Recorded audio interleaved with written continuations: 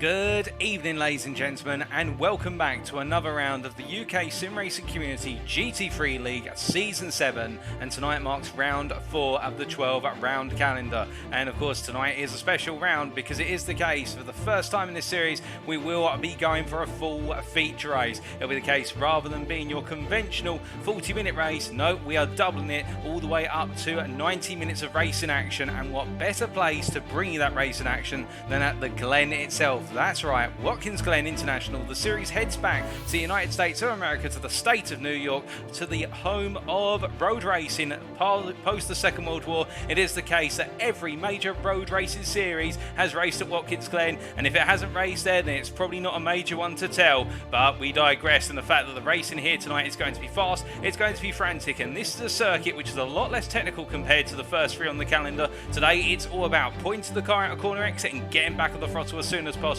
And with so many high camber corners as well, you can imagine our drivers will be looking to carry as much speed through each and every corner that they face, and it's only going to get ever closer as the racing goes on. But before we do get to the racing, a little bit of ground rules, and we'll take you through all the rules, the circuit and whatnot in very short order. But tonight's broadcast is being brought to you as a post-round broadcast, of course, on the UK Sim Racing Twitch channel. It's the case if you go to twitch.tv and look up UK Sim Racing, you'll find this broadcast there. And do make sure to share it with family and friends. It is a racing season 4 rule. And in the commentary box you have myself, Paul TX141 Walsh, also known as Britain a Spit, depending on what media you follow me on, and I'll be bringing you all of your racing action and coverage over the course of this 12-round season. And this series, of course, sponsored by Swally Omeda Sim Racing Coaching, and also in affiliation with Race Anywhere, a long-time affiliated partner with UK Sim Racing, and we're very grateful to have them on board. But speaking of having all of our drivers on board, this is the calendar ahead. Well, as it now stands, we're going to round number 4, and this is what they've got all on board for. It is the case that, of course, a few weeks ago we started off at the Hockenheim Ring all the way back on the 19th of June in round number 1 at the German circuit, which saw us get the season off to an absolutely brilliant start, with battles particularly in both the gold and the platinum classes going all the way to the wire. We then made our way to the United States for the first visit, and that was at Long Beach a week later on the 26th of June, where the racing action once again was tight. It was furious at the one and only street circuit, or formal street circuit if you will, that this series is going to race at, and that was a race to remember, and it was brought live, of course. Then in round number 3, last time out, we made our way to Fuji International Speedway, the newly introduced circuit in Japan, as brought to you on iRacing. Of course, this series brought to you on the sim racing platform available only on PC, known as iRacing, the premier sim racing platform of that. And it is the case, we went racing on the 3rd of July last time out, and indeed Fuji presented us with a brilliant set of battles, none more so than right at the front of the field. And it was the case in the end that it was Jonathan Hitchin who brought home the overall win in that battle with James Armstrong right down to the wire, after Armstrong made a last minute mistake, and that was also the win in the platinum class. But today we're at Watkins Glen. The racing took place on the 10th of July, and it is the case we're bringing you the post-round broadcast as if it were live on the 12th of July. And I should iterate, it is the case that I, as your host and commentator, do not know what happens. I have no idea who wins, anybody who gets involved in an incident or whatnot. It is the case I'm going into this completely green, so that way you get that proper raw live experience as close as possible to it. And it will be the case that Watkins Glen will definitely shape some championship journeys tonight.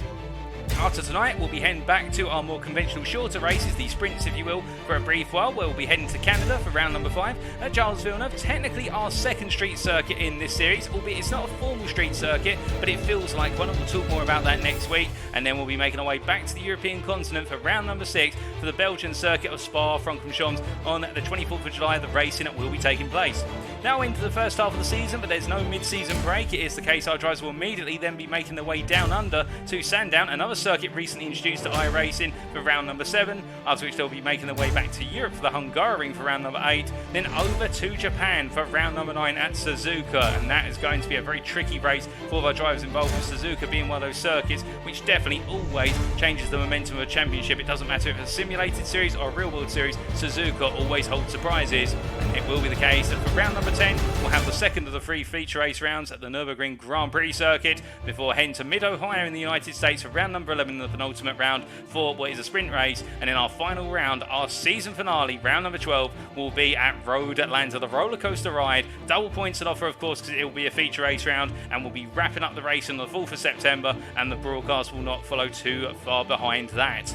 But that is the calendar, and we've still got plenty of racing to go. And well, as for our circuit for tonight, Watkins Glen International, located in the state of New York in the United States of America. This circuit, as we said earlier, really is the home of road racing in the United States. And as you can see here, made up of 11 corners as provided by the circuit map from simracingwiki.com. This picture only tells half the story because it's completely two-dimensional at the moment. But when we look out to the circuit, you'll see how banked a good number of these corners are, particularly turns 5, 6, 7, and also the run through turns 10 and 11. The banking on these corners is so high, in fact, that our drivers will really need to dig in and use the camber of the road, or the angling of the road, if you will, in order to maximise the lap time. And there's only one way to drive here at Watkins Glen, and that is all in. You have to commit each and every lap over the course of what is a sizable lap distance of 5.5 kilometres.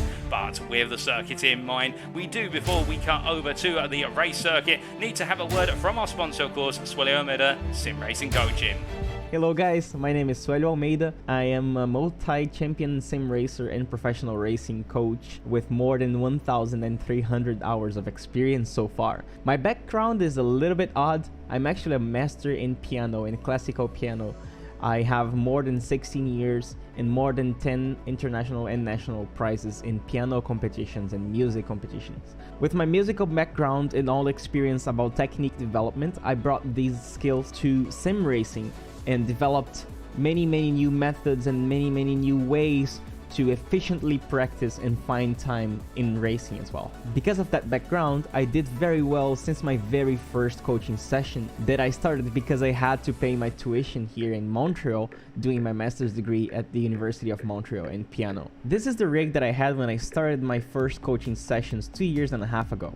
By that time, I was already within the 0.38% top drivers in the world in iRacing.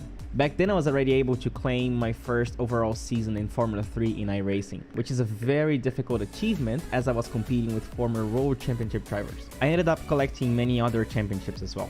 In 2021, I was able to claim the Porsche Esports Spring Challenge Canada Championship title, Suelio Almeida in the number 3, your champions, which actually put me in a real Porsche 911 on a real track for the first time in my life.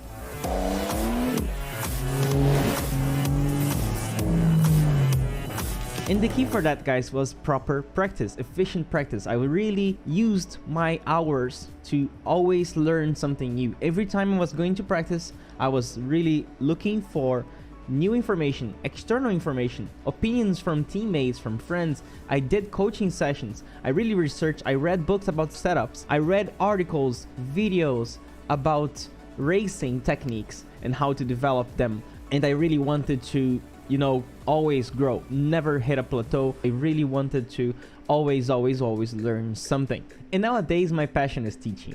After having worked for more than 1,300 sessions, coaching sessions, each session being 1 hour, and seeing all the development on students going from 2,000 iRating to 5,000 iRating, and students who were having problems with anxiety or not being able to learn, not being able to improve, really conquering their races, getting their first wins, and really improving and becoming more confident and happier, I really figured out that that was my fulfilling mission.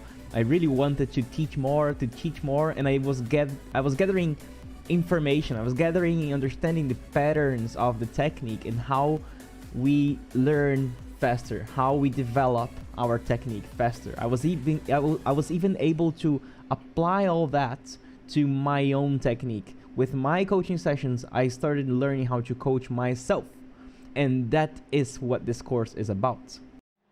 So hearing from our sponsor there, Suelio Almeida Sim Racing Coach, indeed from the man himself, and he's contributing to the prize pool for this series, whereby the winner of each car shall win a pass to Suelio's motor racing checklist course, an essential course if you're looking to up your motor racing experience within the world of iRacing and take your racing to the next level. And why should you listen to Suelio Almeida? The question is, well, of course, a multi-champion in numerous overall official series and leagues on iRacing, including but not limited to the 2021 Porsche Esports Sprint Challenge Canada the series, and it is the case. He does indeed know what he's talking about. But coming from our sponsor to the track side, it is the case. We look at our schedule for round number 4 tonight, and well, times in British Summer Time, that's BST or UTC +1. It is the case that in just under 5 minutes time, our drivers will be going qualifying, albeit of course in the lone qualifying session, where all of our drivers will have the circuits themselves technically. We'll only be able to see the perspective of one driver in the replay file that's been given to us, and I do believe that will be right on board with Alex Hill, the platinum driver in the BMW M4 once again.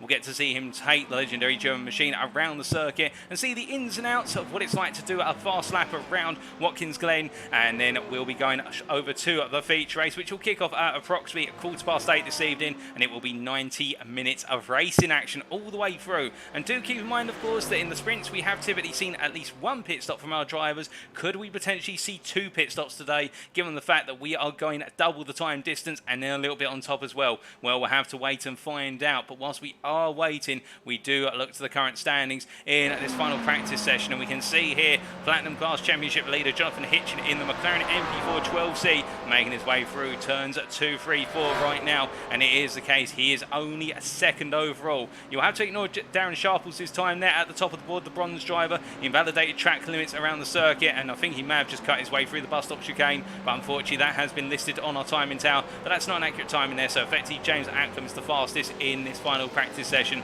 before our drivers go into qualifying in 3 minutes time.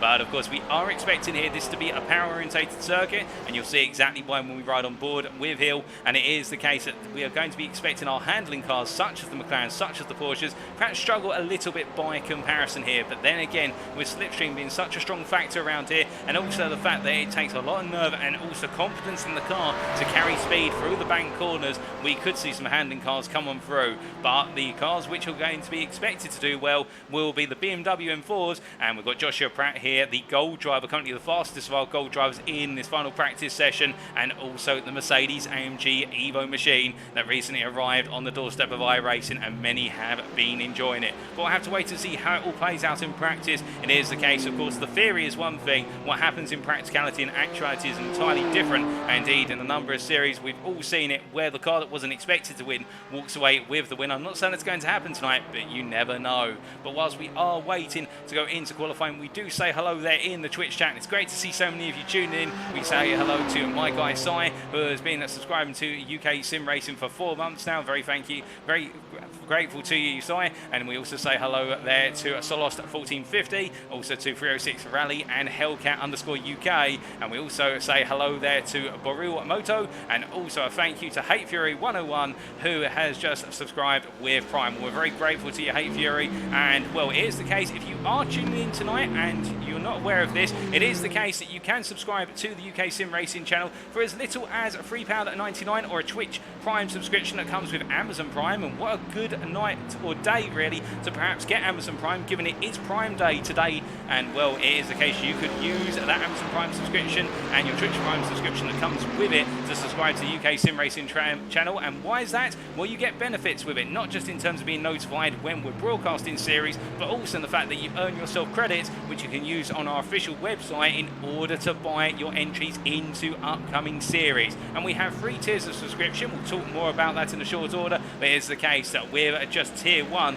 that £3.99 or that Twitch Prime subscription that comes with Amazon Prime. You can already put your foot in the door and get yourself some credits on the board on our website. But as we continue to watch this practice session turn down right now, it is the case the fastest driver in the silver class is Billy Bob Ray, who's currently parked in the pits here, the TGC Racing driver from Scotland.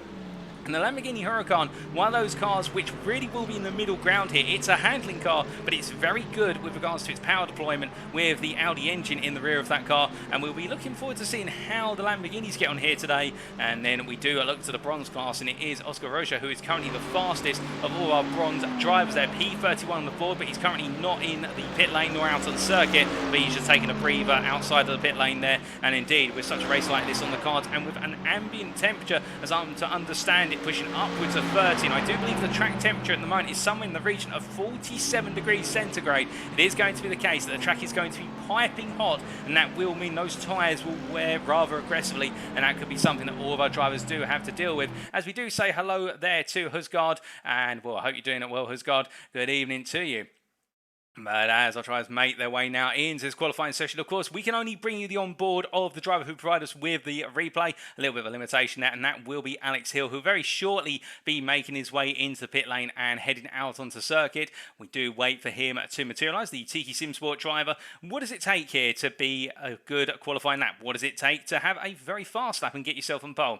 Well, it is the case at the Watkins Glen circuit. You have to have commitment into each and every corner. You've got to be able to brake as late as possible, and the idea is you want to come in very aggressively under braking into the apexes and then get on the power as soon as you clear corner apexes. We do see Hill here taking to his lone qualifying session, much like all other drivers, but it is the case that as he makes his way out there, and I think Hate Fury 101, maybe Alex Hill himself, they're just clarifying that only his first flying lap was completed, so it is the case. We're only going to get the one lap here today as Hill makes his way up the hill right now, and as he comes charging on through, and I don't mean the pun there whatsoever with regards to his surname, as he heads on through turn number 4. Just to point out there with regards to those subscriptions, tier 1 of course, as we said earlier, £3.99 per month, or it is the case if you want to go a little bit higher, you can always go for tier 2, which is £7.99 a month, or tier 3, which is £19.99 a month, and the higher your tier of subscription of course, the more credits you will haul in with regards to your membership on our official website, and you can use those credits of course for purchasing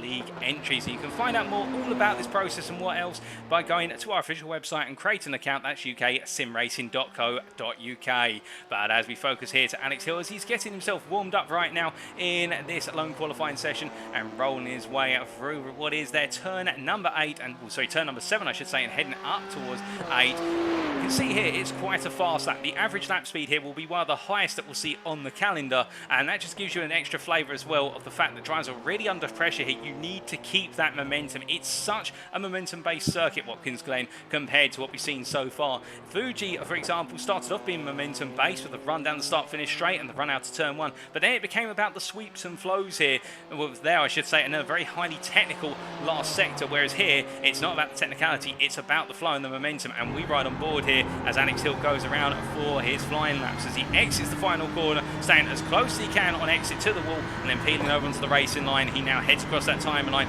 and onto the flying lap, looking to the left hand side here, braking just after the 200 metre board, going all the way down the gearbox and using plenty of apex curve there, and able to run 2 wheels beyond the exit curve and 2 on the curve. Those are the track limits before he now goes flat out through turns 2, 3 and 4 as he makes his way up the hill here in the long run towards the bus stop chicane, and this is where we're going to be seeing our drivers reach their maximum possible speeds in the run to the bus stop chicane, which isn't technically counted as a corner based on the numbering system. It's just a chicane that has no number, and as he looks his brake marker there, looking for that 150 metre point, rolling the car through, and as he exits out now down towards turn number 5 here, the drop down as he rolls it all the way through close to the apex and gets on the throttle nice and early, throws the car out with the momentum before braking into turn number 6, now entering the boot section, named of course after the fact it looks like a shoe if you look at the circuit map on the top right corner of your screen, and flying out of turn number 6 into 7, a very high camber corner here. He'll want to dig the car in and get on the power as soon as he feels the car bite into apex, and he does indeed very nicely, and now exiting out the corner here and heading down towards turn number 8. This is where the average speed lowers a little bit as he brakes his way into turn number 8, braking about 200 board or a little bit after it, and as he rolls his way out of 8, a tricky corner, and now into turn number 9, essentially a blind apex here as he brakes his way in and trail brakes his way on around to find the apex curve and then gets back on the power. Now 2 more corners remain here. It's a flying sequence of a left into right, turn number 10 as he just lifts off the throttle, or does he? Well, he pretty much goes fully committed there. Now rolling into turn number 11.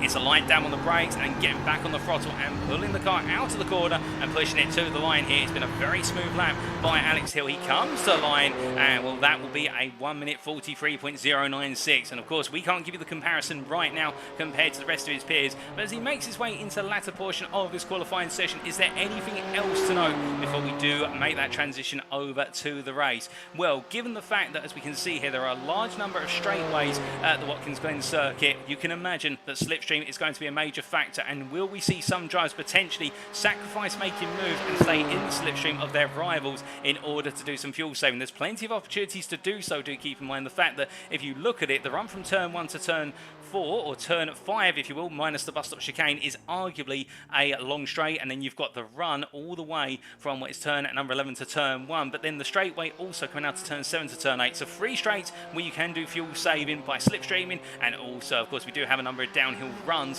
which will enable our drivers just to lift off a little bit early and roll the car into the corner. We could see some drivers lifting off about 25 to 50 metres earlier than their preferred braking point in order just to save a tiny bit of fuel. All that and more to go into the race, and all our drivers will have been thinking about this of course, as we did have earlier on this year the 6 hours of Watkins Glen, and well, now it is the case we don't quite have 6 hours here today. Instead we have 90 minutes, but for some drivers I think it will feel like 6 hours in terms of the lead in the championship. Well, they'll want to try and hold on to it come at the finish, and therefore that timer will go slowly compared to some of those who are pursuing those major points. But without further ado, we'll shortly be right back. We're just going to advance the replay forward to the formation of the grid for the race, and then we'll take you through that grid and get ready to go racing, ladies and gentlemen. Give us approximately 2 to 3 minutes.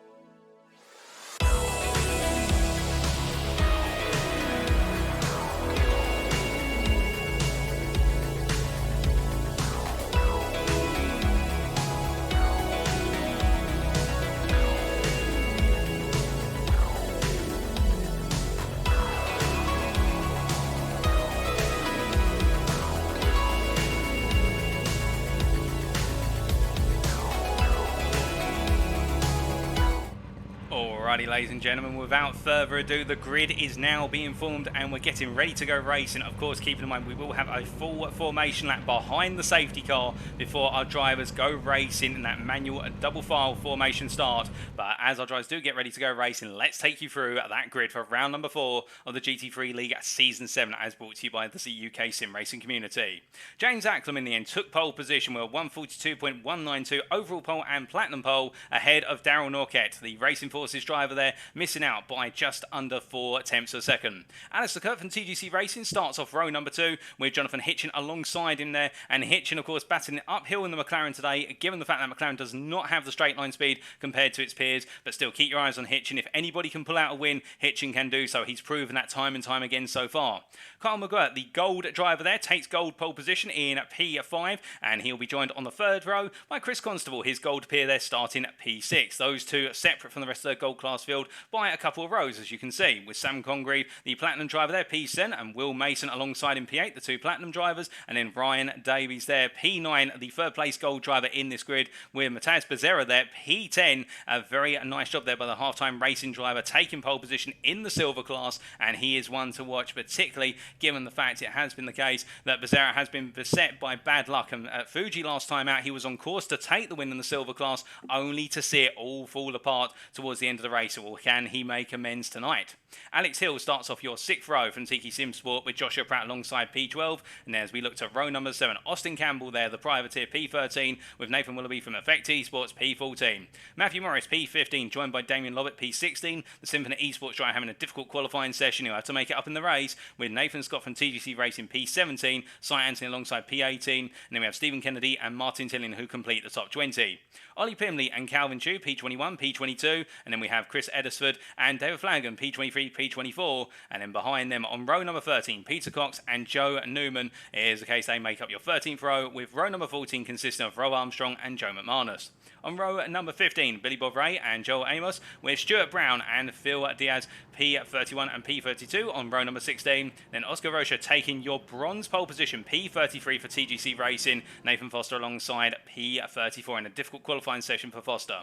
Then Ryan Williams and Tyson Melander, the two silver drivers, make up row number 18. Behind them on row number 19, it is the case that we do have Oh, excuse me, that I think we jumped to one ahead. On row number 19, there is Stephen Masters and James Connolly. And then we have Chris Hitchin and Alan Lever with difficult qualifying sessions respectively. They make up your 20th row. Darren Sharples and Mark Cadmore, P41, P42. Mark Johnson and Martin Chapman, the bronze drivers there on your penultimate row. And then on your final row, your 23rd row, Tom Farrell on his lonesome, P45, last but not least. But how will he find his way through the order, if he can, over the course of the distance? Well, it is the case that as our drivers are undergoing the formation lap right now, we do look to them as they make the way all the way down what is the straight, all the way up to the bus stop chicane. It is a slow formation lap here, as you can see. We have got 45 cars crammed into the circuit here at Watkins Glen. It's going to be fast, it's going to be furious, it's going to be 90 minutes of ram-packed action, and we'll have to wait and see how it all plays on out as they make the way on, down and around. But as we say hello there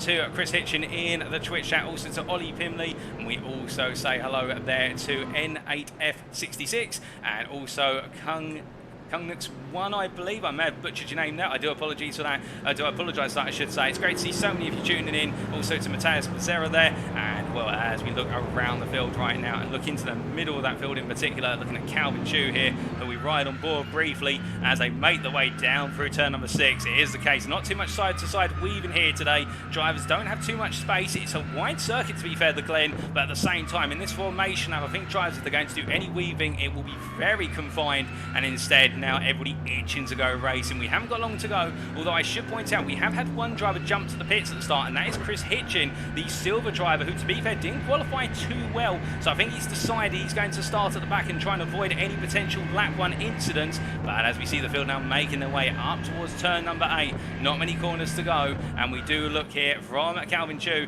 in the midfield to right at the front, and that's James Acklam here, who finds himself in perhaps a bit of an unfamiliar position with Armstrong absent, and the fact that Hitchin is on that second row. It will be an opportunity for Acklam to go charging off into the distance, but he has got Alistair Kirk for company, and one thing we do know about the TGC racing driver is that when he gets the bit between his teeth and he wants to go racing, nobody can stop him. But as they make the way now, 2 more corners to go, it'll then be 90 minutes of racing action, and it's to James Acklam to take us away from the green.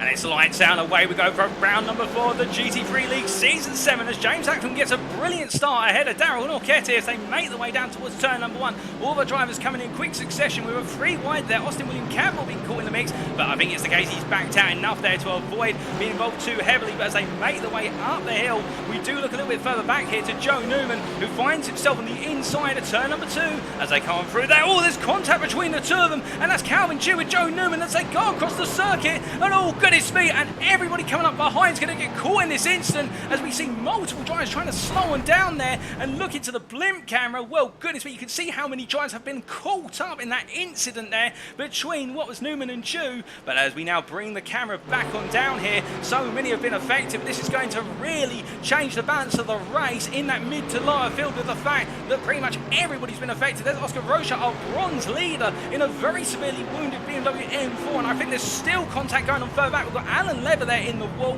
and Tom Farrell's jumped to the pits. We've also got Mark Johnson just parked there for the time being, but I think he survived the majority of the contact. I think he was just waiting there to go moving again. But goodness me, it is the case that Chu and Newman there involved in an instant, and well, the two of them, I think it is the case. I couldn't quite decipher who came across who. I think it was the Porsche driver who lost it and pushed the Mercedes along, but I could be mistaken. But we look from the back of the field, and those all caught up in the opening lap incident to what is James Acklam here, who leads as they make the way up towards turn number 10. And well, I think it's going to be the case, and you can see that the timing tower in the fact we've got a huge gap already opening up between P21 and P22 of what is 5 seconds there. That is how that incident has really upset the balance of the race as we come to the end of lap number 1, and it is James Acklam who leads as he goes across that time line ahead of Alistair Kirk in P2, then Jonathan Hitchin P3, Darren Norquette P4, Carl McGurk holding on to the lead of the gold class after the open lap. P5 there with Chris Constable behind. The two of them have settled their differences for now, and they're just going racing. They've got Sam Congreve P7, Ryan Davies P8,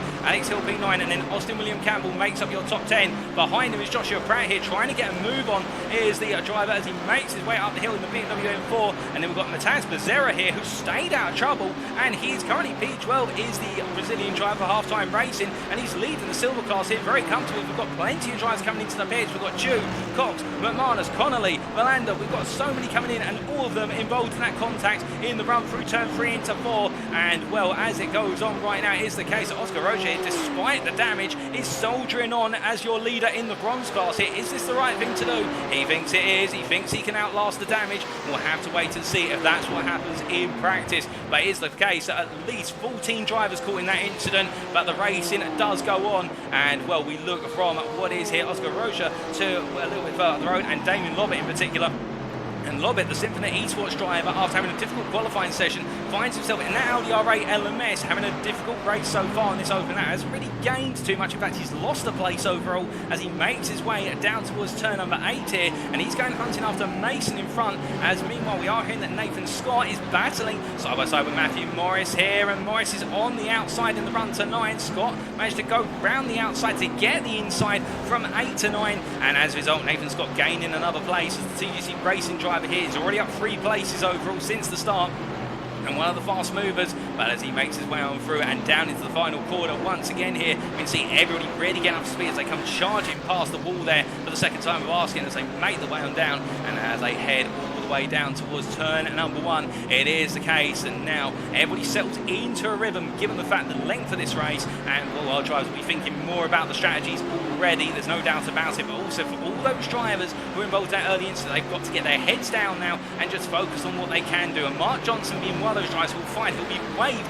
blue flags left, right and centre here as the lead pack comes on through, but for him, he just can't give up. They can't give up at this point because anything can happen over 1.5 hours, and I mean anything. I can tell you my experience, it is the case. We could see another incident like that. Not saying there is going to be one, but that's what Johnson's got to think about. As right now, he has got Alex Hill trying to go round him. He'll go round the outside to inside here as they roll their way down towards turn number 6, but you can see it is the case a bit further back there. We've got Matthias Becerra here, who's caught up in a battle with the gold drivers. That's Pratt coming from the inside, I believe. In fact, that's Nathan Willoughby, my apologies. And then you've got Pratt trying to come through, and he's got Scott battling with him. Joshua Pratt and Nathan Scott battling for P4 in the gold class. P13 over on the front for them is they've got Becerra, who is technically not in their class, and therefore I don't think wants to go racing with them. But they've also got Mark Johnson, who finds himself on the right hand side of the road. He's just trying to stay out of the way on what is affecting the inside line, and it causes the battle to go. Oh my good lord! And what on earth has happened here? Well, I think somebody may have got into the contact there with what was our Porsche going quite slowly, unless I'm mistaken, on Mark Johnson. But Martin Tilley involved in that incident. Also, we did have that Lamborghini going up into the stratosphere, and I'm trying to figure out who that was specifically. Well, that was Billy Bob Ray who went up into the stratosphere. Damien Lobbett as well caught up in that, and Stephen Masters, as it was the case. I think they all went racing into turn number 9, turn number 8, and not recognising that Mark Johnson was going to be there. And well, that was very unfortunate. But as they make their way on around, and we can see here Martin Tilley rolling his way through turn number 11. Here's the case, he's been caught up in that, but he hasn't been severely wounded. But Matthew Morris, meanwhile, well, that Ferrari has definitely seen better days. Indeed, it is the case that if you tuned into Formula 1, you'll know a Ferrari that hasn't seen good days in the hands of Carlos Sainz. In this case, the engine blew up there at Austria, but it is the case that for Matthew Morris right now, the engine hasn't blown up, but he's missing a number of important parts, and he's had to come into the pits. As he's making his way out of the pits, that is Cadmore there, 2 laps down now. And well, we do look from Morris all the way back up to our leaders here, and Alistair Kirk has found his way past James Acklam on that previous lap, and now he is leading this race by 3/10 of a second. The TGC Racing driver here, as we said at the start, once he gets the bit between his teeth, he doesn't let it go. And in that Mercedes AMG, when I caught up with him in the build-up to this season, he was saying he was really enjoying the Mercedes AMG in pre-season testing. He's found that this car really goes well. It's got quite a lot of understeer in it, but he does enjoy the understeer. And as they make the way down towards turn number 8, it is the case. We can see James Acklam there just tucking on him right now. And to be fair, Jonathan Hitchley's found his way past Darryl Norquette, and I think it's the case just getting the better run to turn number 1, particularly given that he was on the outside there. I think Norquette may have been a bit heavy on the brakes, but in return, right now Norquette's not letting go, and this top 4 are creeping off into the distance. But to be fair, who's P5? It's not a platinum driver, it's your gold leader still, Carl McGurk, as they make their way way through turn number 10 once again, and he is starting to break away from Chris Constable here, and I think Constable's more worried now about the fact he's got Sam Congreve behind, and it is the case here. The Platinum driver running P7 overall wants to try and come on through and go hunting after that top 4, but is it wise for him to try and battle, or is it wiser for him to try and work with the gold driver? That's the thing he's got to figure out, given the fact that he's not close enough really to argue the case to Constable by a few flashes of lights and whatnot, that he's the faster driver and he can go hunting after the Platinum drivers. And also, to be fair, I think Constable would want Congreve between him and this man behind, Brian Davies, who right now running P3 in the gold class, P8 overall, is pushing on and going hunting as they make their way on towards the back straight. But as they head on down, it is the case you can see Alex Hill there, after what was a difficult qualifying session, has made some good ground, but Sam Congreve has found his way past a little bit further up the road. And we can see here Nathan Willoughby taking a peek to the inside there versus Austin William Campbell. Couldn't quite find him before the bus stop chicane. He has to wait for another opportunity, but definitely now starting to feel the punch in that Mercedes, and that V8 is going toe-to-toe with the Ferrari, and it seems to have the upper hand as they roll down towards turn number 6. And up the inside he goes, then it is the case. Campbell just going a little bit deep on the exit of 5, but they're still side by side on corner exit, and you can see that the Ferrari having the better acceleration off the corner, and as they make their way into 7, Willoughby's going to send it up the inside here. Here's the case, he went for the switchback and he's got it, and as they make their way out to turn number 7, it's now going to be the drag race to turn number 8. It's going to be Mercedes on the right-hand side of the picture versus Ferrari on the left. Behind that's Becerra, who's backing off, and you can see why he's going to back off, because he's not needing to be in this race, and Willoughby takes the inside there at turn number 8. It's a nice move and he gains position, but look at this, it is the case that, oh goodness me, the two drivers in contact there, and I think Willoughby trying to close the door, and in the end it was the case that William Campbell kept his nose in there, and well, I'm a bit 50-50 about that. I think Campbell had his nose just in there, but at the same time, did he need to have his nose in that early in the race? It's debatable, but thankfully I'm not one of the stewards. It is the case the stewards have definitely got their work cut out, and we're not even 10 minutes in to the full 1.5 hours, but Austin William Campbell has gained the place, and Nathan Willoughby has jumped to the pit. As meanwhile we see here it is the case looking for an overall change of position. Matthias Becerra there, the silver leader, he's going to be, I think, running a bit wide, and he's going to be careful of those track limits, but as they make the way through too, you can see Pratt on the inside here,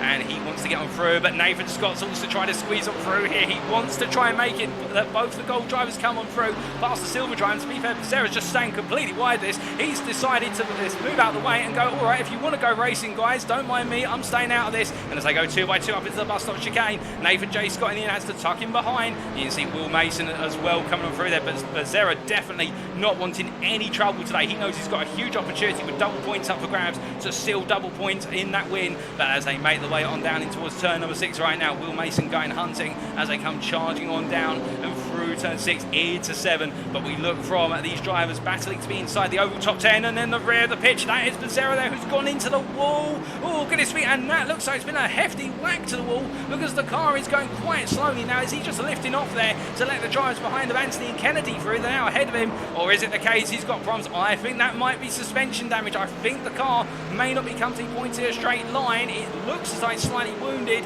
as we see there Johnson coming on through, but as they head on down right now, it is the case a bit further down and closing up and gradually. Well, here is Joel Amos, the Symphony Esports driver in P19, but here's P2 in the silver class, P20 overall, and that's Rob Armstrong here, and with Becerra trying to get to the pits. In fact, he's had to jump to the pits at one moment, and it is the case that Becerra has lost out, and now Rob Armstrong is your silver leader after 10 minutes of racing. Well, he's inherited the lead arguably, but I don't think he'll mind. But meanwhile, Sora, we have to cut to what is our battle here for P4 in the gold class, and we can see that Joshua Pratt, they're going very slowly down the start-finish straight. I think he ran wide coming out to turn number 10. He's had a track limits infringement that he's had to burn off, or a slowdown as we like to refer it into iRacing slang, and it is the case that Joshua Pratt has lost out versus Scott. In fact, Will Mason has come through as well, and as they make the way on around and up towards turn number 4 and through 4 up towards the bus stop chicane, now it's the case that Joshua Pratt there with an unnecessary mistake. I think he'll be kicking himself for that one, because he's now got a platinum driver who I don't think is going to let him have the place back anytime soon. Oh goodness me, Pratt taking too much entry curve there into the bus stop chicane, and the car can't get back under control, and the privateers into the tyre barrier. It's a whack to the wall, and it is the case now the number 88 car has seen better days, and Pratt in particular, he gets himself back up to speed, but that will not be a nice whack to his confidence. As he makes his way down towards the braking zone here for turn number 6, he's got Mark Johnson there, the bronze driver, who is a lap down, essentially staying behind him. Johnson doesn't want to jump ahead. unless he absolutely has a significant pace advantage. But now Martin Tilling here going pursuing after Joshua Pratt, P16 overall, P6 in the gold class. Tilling will see that Pratt has had a moment, some sort of mistake, and he will go hunting after it as they go charging up towards turn number 8. But Tilling's got a long way to go. Indeed, they've all got a long way to go, and that's one thing they have to keep in mind. But meanwhile, we look to the battle for P26. This is Calvin Chu, one of the drivers caught up in that major incident. In fact, one of the trigger drivers, we would argue, for the incident on lap number 1. Not saying Chu was at fault, to be fair, but one of the drivers involved in that two-way collision that then led to the rest of the incident. And it is the case, the privateer in Mercedes AMG, currently running P12 in the gold class ahead of Peter Cox. And you can see here, Peter Cox wanting to go racing. Indeed, these drivers here battling for positions they perhaps weren't expecting to be battling for today, much lower positions than perhaps they expected, but they're going racing all the same. And Chu is breaking away a little bit. In fact, he did pass Peter Cox moments ago, as we're to understand it. And the Betty Swallows racing driver here, well, he's trying to go hunting, but I think it's the case that Alan Level will have something to say about that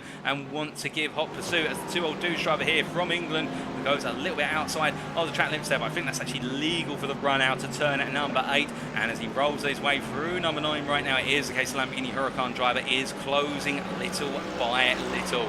But as we do look from them to what is a bit further down the order, here is Chris Eddersford. And indeed, so many drivers out of position after that opening lap incident. We see Chris Eddersford here, P36 overall, P16, and he in the gold class, I should say, and he's going hunting after Ollie Pimley. And so many gold drivers caught up in that. You can see Pimley going a bit deep there into turn number 7. It's going to be side-by-side on corner exit here. Now, will the Mercedes or the BMW have the straight line grunt to win the drag race? Well, it looks like it's BMW advantage right now as they head down towards turn number 8. Heavy on the brakes, the pair of them. And so they're staying on the inside. He's got Pimley still trying to hold around the outside. And in the end, Pimley gets it done. And look at this, David Flanagan going a bit wide there. And well, he has got the pressure of what is behind him, of a number of drivers coming on. Well, in fact, it's the case not behind him, in front of him. He's got the drivers coming on through, and they've cost him the ability to close up to the back of Pimley versus Eddersford as they make their way through turn number 10 and up towards 11. And it is the case that these gold drivers battling for position. They've also got drivers on the lead lap siphoning through, and this is a horrible situation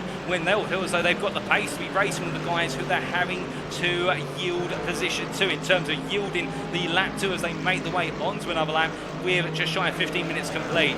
But as we do look here from the battle for P35 overall, the battle for P15 in the gold class to further up the road, we do look all the way back up to our leader here of Alistair Kirk, and right now still holding on to this lead by 4/10 of a second, but it does fluctuate depending on where we are on the circuit as he makes his way through the chicane. But meanwhile, we look a bit further back here, and this is Will Mason, who right now I do believe has just passed Scott. That is indeed Nathan Scott in the gold class there. The platinum driver has come on through, and a flash of lights there for Mason. That wasn't for Scott to say thank you. That was a flash of lights for Flanagan ahead to say, would you mind getting that away as soon as possible, please? And well, I think Flanagan will have seen that light flash, and he'll be thinking about where can he do it not to lose too much race time. Because do keep in mind, of course, that Flanagan does want to go hunting after what is Chris Eddersford and Ollie Pimley, who we were talking about and seeing only moments ago. But Mason is definitely trying to make up ground in the fact that the next driver for him is Alex Hill, and Hill right now is 4.5 seconds up the road from him and some way away as they make their way on through at turn number 7 once more.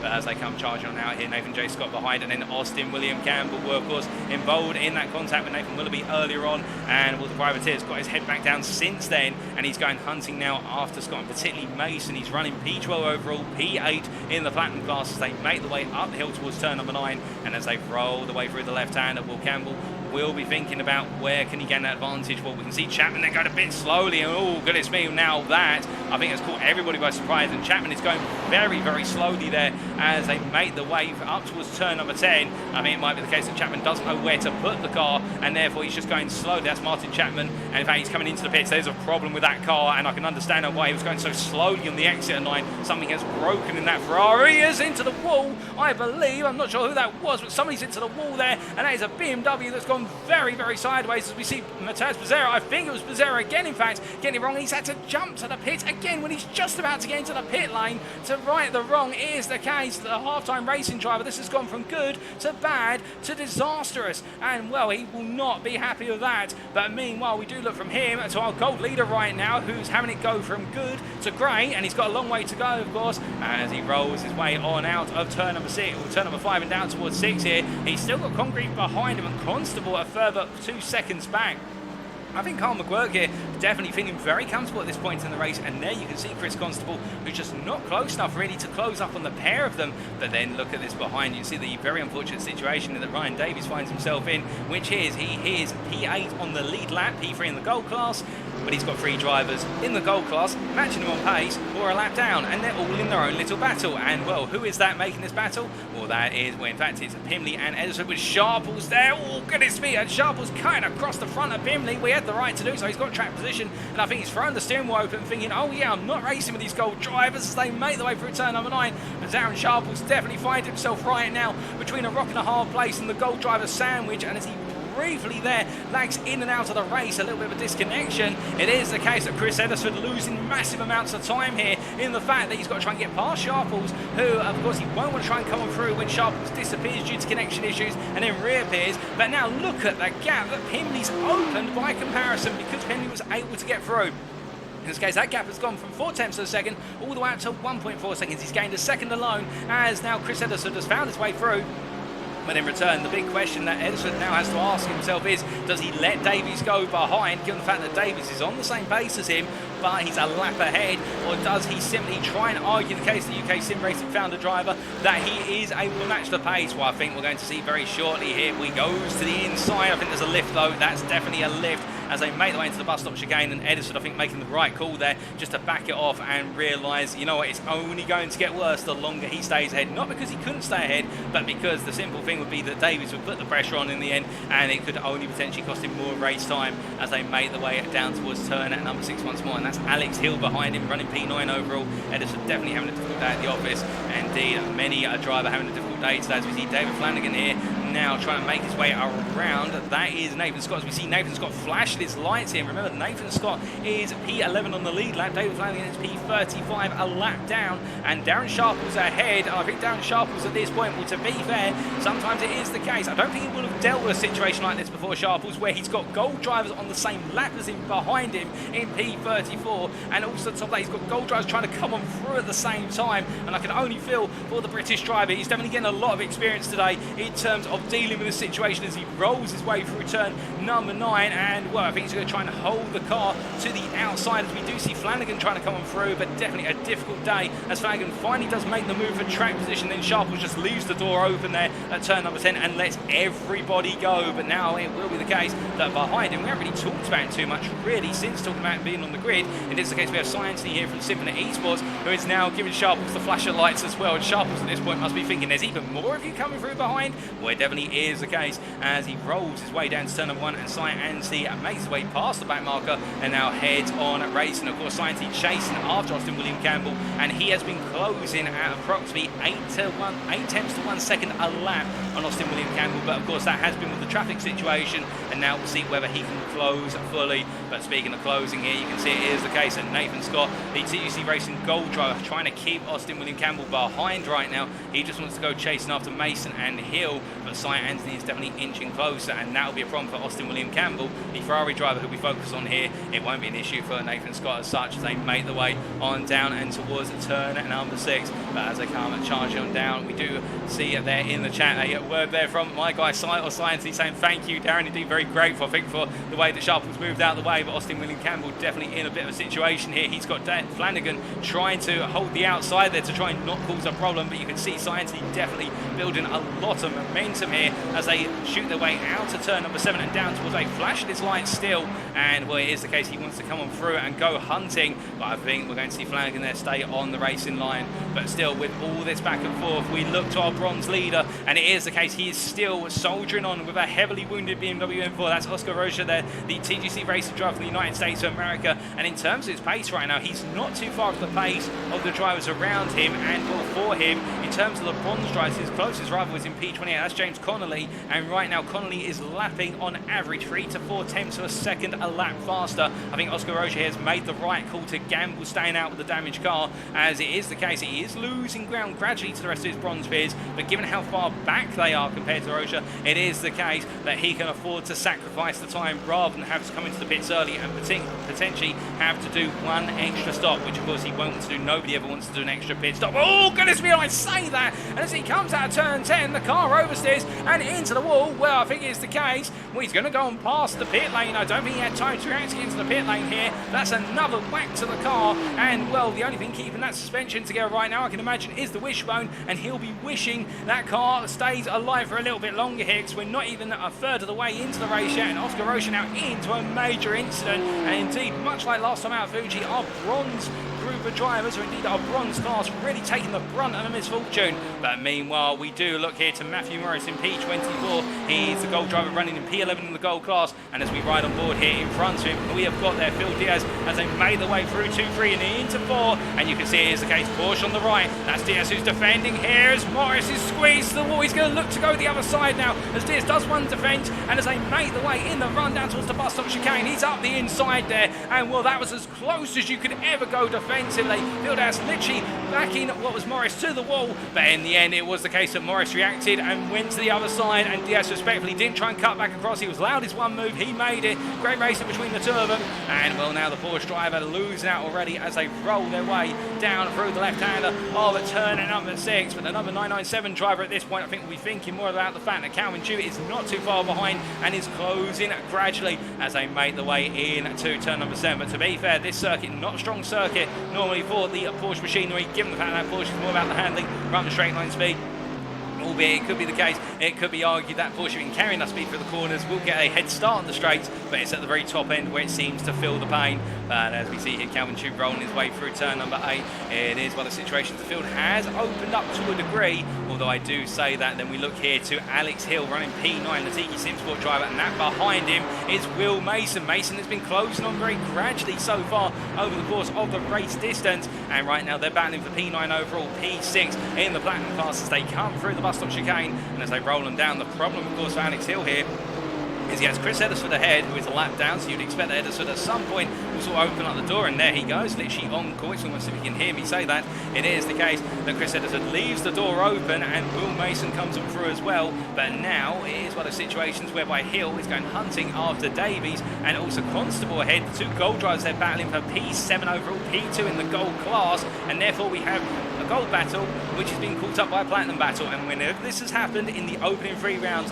sparks always flying, and we've normally seen one driver lose out massively. And who out of these 4 could potentially lose out? Well, of course, it could be any of them. We hope it's none of them as they roll their way through turn number 8. And I can tell you off camera, with Oscar Rocha coming into the pits to repair his car, it is the case we have a new bronze leader in the form of James Connolly, who takes the lead of the bronze class, albeit I think he's just been involved in a major incident. As soon as I say that, in fact, hold up a second, what on earth has happened here? That's James Connolly, where he's just waiting to go, and he's jumped to the pits. I'm not sure he's been in the contact with, I think that's Tom Farrell there, who's just parked on the side of the road. But it's almost as if the commentator's curse seems to be hitting everyone left, right and centre, and that bronze class lead is definitely cursed. I'm calling it now. It's the case anybody who leads the bronze class seems to have a major incident in the race. But as we look back to what we were talking about earlier, that battle for P7 overall, and in between it, essentially the battle for P2 in the gold class and P6 in the platinum class, it falls to Chris Constable, who, in fact, he's broken off in the distance. My apologies there. I thought it was the case that we had Constable just in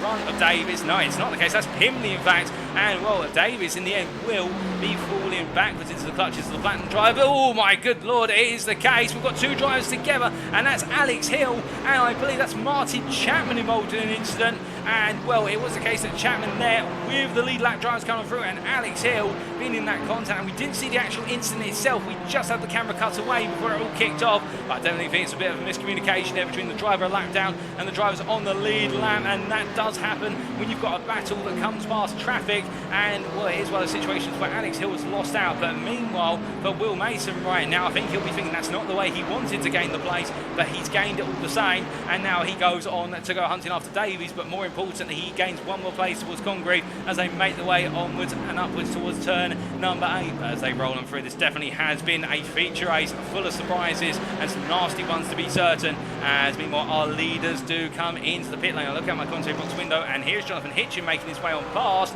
and it is the case. We do have Alistair Kirk coming in from the lead of the race with, what is there, James Acklam alongside him. And, well, these two were literally nose to tail coming into the pit lane. I think this is an early stop to undercut and gain track position when it is the case that Hitchin, Norquette and McGirt all come into the pit. But we'll have to wait and see whether it plays out in that manner as they all make the way. And indeed, plenty of drivers in the pits, a lot of them to repair damage. but we are starting to see some scheduled stops. We've also got Cy Anthony going to the pits, Alex Hill for a scheduled stop, and also to repair the car. We've also got there Martin Tilling, who makes his way on in, and well, it is the case that with the chop and change of the pit stops, this could really shake up the racing order. Looking at the circuit map, I do think that these pit stops are not going to be hindered too heavily, particularly the pit stops of our leaders. They'll come out and clear traffic, I would guess, as it is the case. We've got Ackland making his way back out onto the circuit already. There is James Ackland. In fact, he's given himself a perfect stop. He's come out in no traffic whatsoever.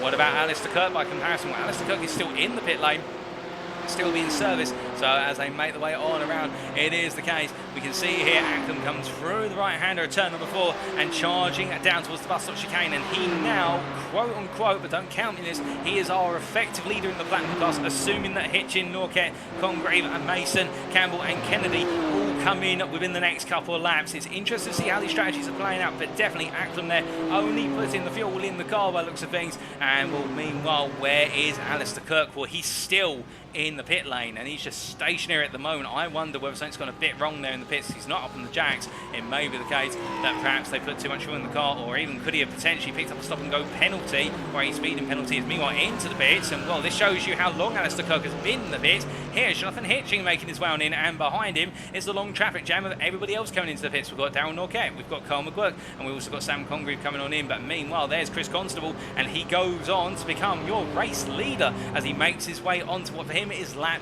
number 17, as he rolls his way down to turn number 1. And as he does so, it is the case that Chris Constable here will lead an overall lap of the race, and he'll be very happy with that. Well, he doesn't get any points awarded for him. It's not like NASCAR where he'll get money or a point awarded for leading a lap of the race, but it is the case. It's a good feeling. It's a feel-good feeling, particularly when you're not in the top class, you're in the second top class, and you can say that you've been right up there. And Ryan Davies right now, by comparison, he's not quite close enough to Constable. He's 7 seconds behind, but he does have what is a sizable gap to Stephen Kennedy that we see here, the TGC Racing driver running in P3. And in fact, we haven't really talked about Kennedy's rise with the misfortune of so many other drivers, but it is the case that the TGC Racing driver here has kept himself out of trouble. He's up 16 places, but do keep in mind that's overall up 16 places. Keep in mind he does have to pit stop at some point, so that will chuck him back into the mix, but he has been keeping a very clean race as he rolls his way down through turn number 5. But meanwhile, coming out of the pit lane here, it is the case that Carl McGuirk has come back out in P3 of the gold class, and right tucked in behind Darryl Norquette. And then we see Sam Congreve here, who just cannot seem to find a way to get close enough to Norquette as they make the way down towards the bus stop chicane here. It is the case of Congreve in the number 17 car. He's looking to go and find some platinum action, but in the end, all he finds is a bit of no man's land. He's going hunting after the platinum drives in front of him, but so many pit stops going on right now as we look a bit further back here. And this is Austin William Campbell, the platinum driver, P14 overall, P7 in the class. Behind him, that is Phil Diaz and also Cy Anthony. And well, these guys have been together for some time now, it should be stated, albeit Phil Diaz has yet to take the pit stop. Meanwhile, it's the case that everybody else around him has taken the stop, and you can see there Cy Anthony coming on through. He's definitely going hunting after Austin William Campbell as they roll their way down through turn number 6 and in towards 7. And they come charging on down as into the pit. So I look at my commentary box window. It is Constable and Davies and Kennedy from the lead, the top 3 of this race, and that will definitely now see them drop back into the middle order as we do watch Cy Anthony here giving hot pursuit to Austin William Campbell as he goes chasing it after P7 in the platinum class, P14 overall, with 1/3 of this 1.5 hour race complete. We've still got plenty of time to go. And well, after that pit stop, a very long pit stop for Alistair Kirk. You can see that on the timing tout, and that's not a mistake. He's coming out in P28, the platinum driver, after leading this race. And I do wonder whether there was something that went horribly wrong with regards to that pit stop. But meanwhile, Cy Anthony here rolls his way through 10 into 11, chasing after Campbell.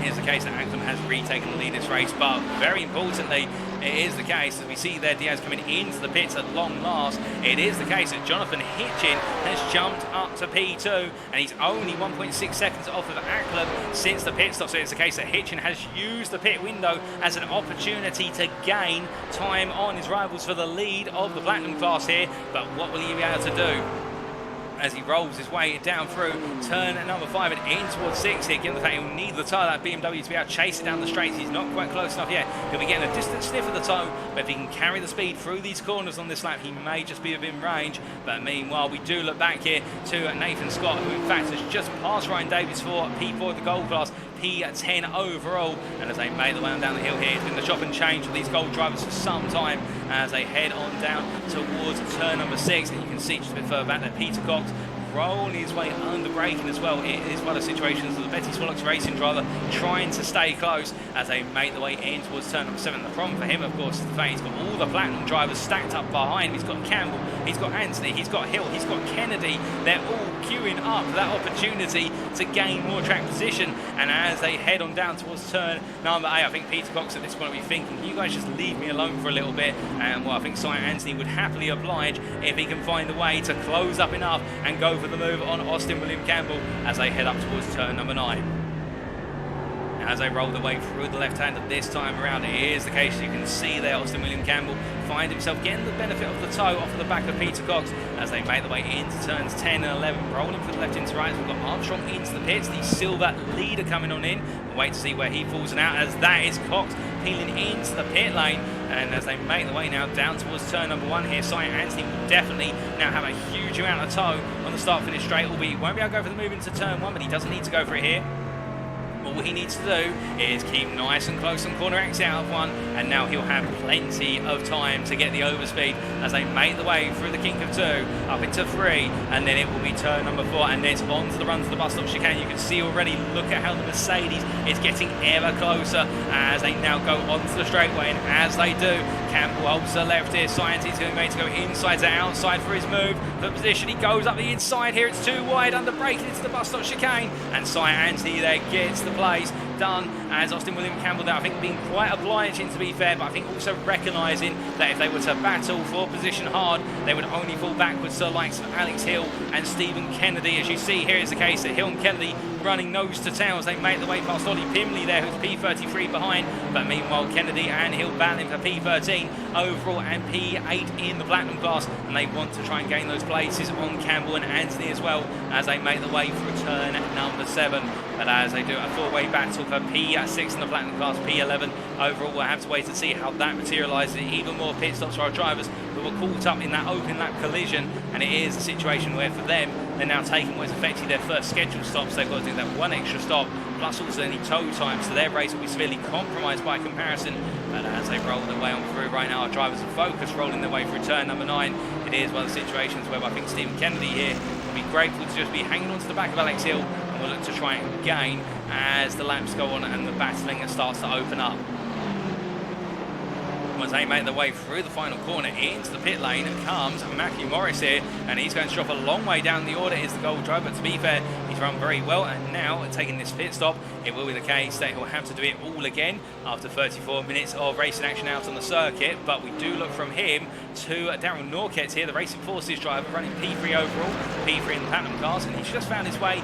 Well, he's found his way to hold off Carl McGuirk, but you can see that, and well, look at this. In terms of pace, Carl McGuirk here, the 888 driver, the privateer, charging on as he rolls his way down through turn number 6. And it is the case that the gold leader is holding that lead at a distance of 7.5 seconds ahead of Chris Constable. Where's Chris Constable, I hear you ask? Well, there he is. He may look like a speck in the distance, but now we get him a little bit of a closer picture. The BMW M4 driver here in the 23 car, he just hasn't got the pace to match up to Carl McGuirk right now. He's losing at least 2/10 a lap. I think for Constable, he's focusing more on digging in for this P2 and seeing what he can do on the strategy later on in the race. Right now, definitely is the case that Carl McGuirk seems to be on another level here at the Glen in that Mercedes as leader of the gold class. And well, we look from them to the battle for P6 in the Platinum class, and in particular we ride on board with and the backwards from Cy Anthony, and you can just see there in the distance that is Austin William Campbell.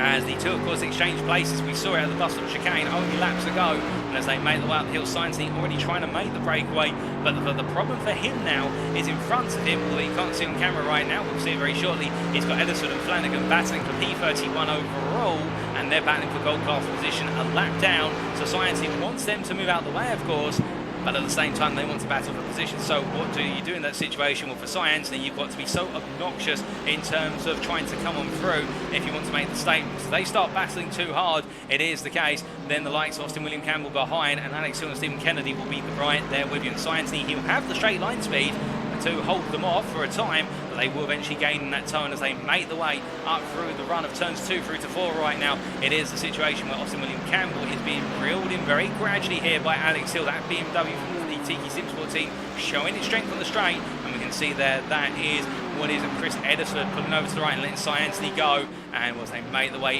into the braking zone here. Oh, goodness me, it's contact between Hill and Austin William Campbell, and Hill went for it. Well, to be fair, I think it's the case that Austin William Campbell thought surely there's no way he's going from that far back.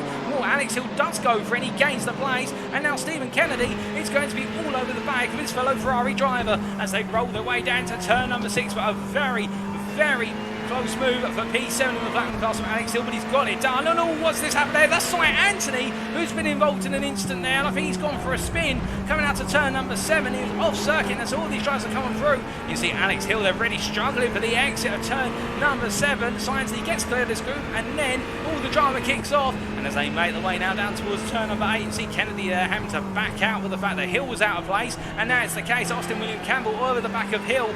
My goodness, it is one of those days at Watkins Glen where you can't predict what's going to happen with each and every corner. And well, Stephen Kennedy right now, I think we'll just be thinking, just keep it smart. Don't do anything silly right now. Silly mistakes seem to be what of the order of the day here, and he doesn't need any, that's for sure, the Scottish driver, as he makes his way through turn number 10 and down towards 11. But as they roll the way on through here, still plenty of time to go, plenty of distance, and I'm hearing that Alistair Kirk is now made his way out to P20 overall. He's gaining ground. He's already gained 8 places since his pit exit, and here's the case Alistair Kirk now starting to build some momentum.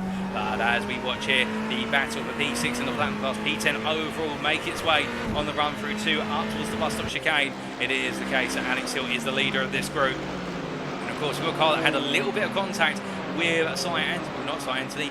It was a case of contact with Austin William Campbell only moments ago, but it still seems to be pushing on the Cy Anthony into the pit lane. And as they head on down, it's one of those situations whereby it's Alex Hill pushing on for the time being. But we do look from him to Matthew Morris here, and well, it's the Gold driver right now who is holding on as they roll their way down through the right-hander here of turn number 1. And behind him, that is Calvin Chu, who's trying to go for the P9 position in the Gold class. But in return, Morris here trying to find his way past Ryan Williams, the silver driver, as they head up through 2, 3 and 4. But you can see how that Mercedes just has so much strength down the straight, and that is the problem for what is Morris here. He's got to try and find a way to get past Williams when the end. I think Williams is going to oblige and just lift off before the bus stop. Now, does Shu get on through? No, he doesn't there. It is the case now. Shu has got to find his way past the silver driver of Williams, and to be fair, Brian Williams had a very quiet race, but a race which is going very well for the TGC Racing driver. He's running P21 overall, but more importantly, P2 in the silver class, as we see Calvin Chu up his inside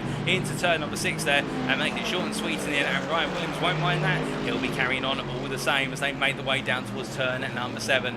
But as they come rolling on through, it is the case that Chu here definitely trying to put the pressure onto Morris, but Morris has been given a lifeline, given the fact that Chu took a little bit longer to find his way past Williams. But as they push on, it is the case. Here is Alistair Kirk, the TGC Racing driver. He's making his way up through the order. Of course, he's gaining track positions, but not class positions here. So the fact he's making a lot of overtakes is all well and great, but they're not the points. It is the case that right now he's just trying to get himself closer to the rest of the Platinum field ahead, but he's got a long way to go. He's still got 6 places, still got 5 more places to gain before he can go hunting after the next Platinum driver of Stephen Kennedy, who is up in P12. But Alistair Kirk definitely delivering the laps right now, and to put you in the frame of mind, he right now is the fastest driver on circuit. He's lapping in the mid 43s, whereas the rest of his peers are lapping in the 44s or higher. It is a case that Alistair Kirk has turned it up to 11, as Spinal Tap would say, and now it's the situation the TGC Racing driver has got a lot more work still to do. But meanwhile, Stephen Kennedy here still stuck behind Campbell and Hill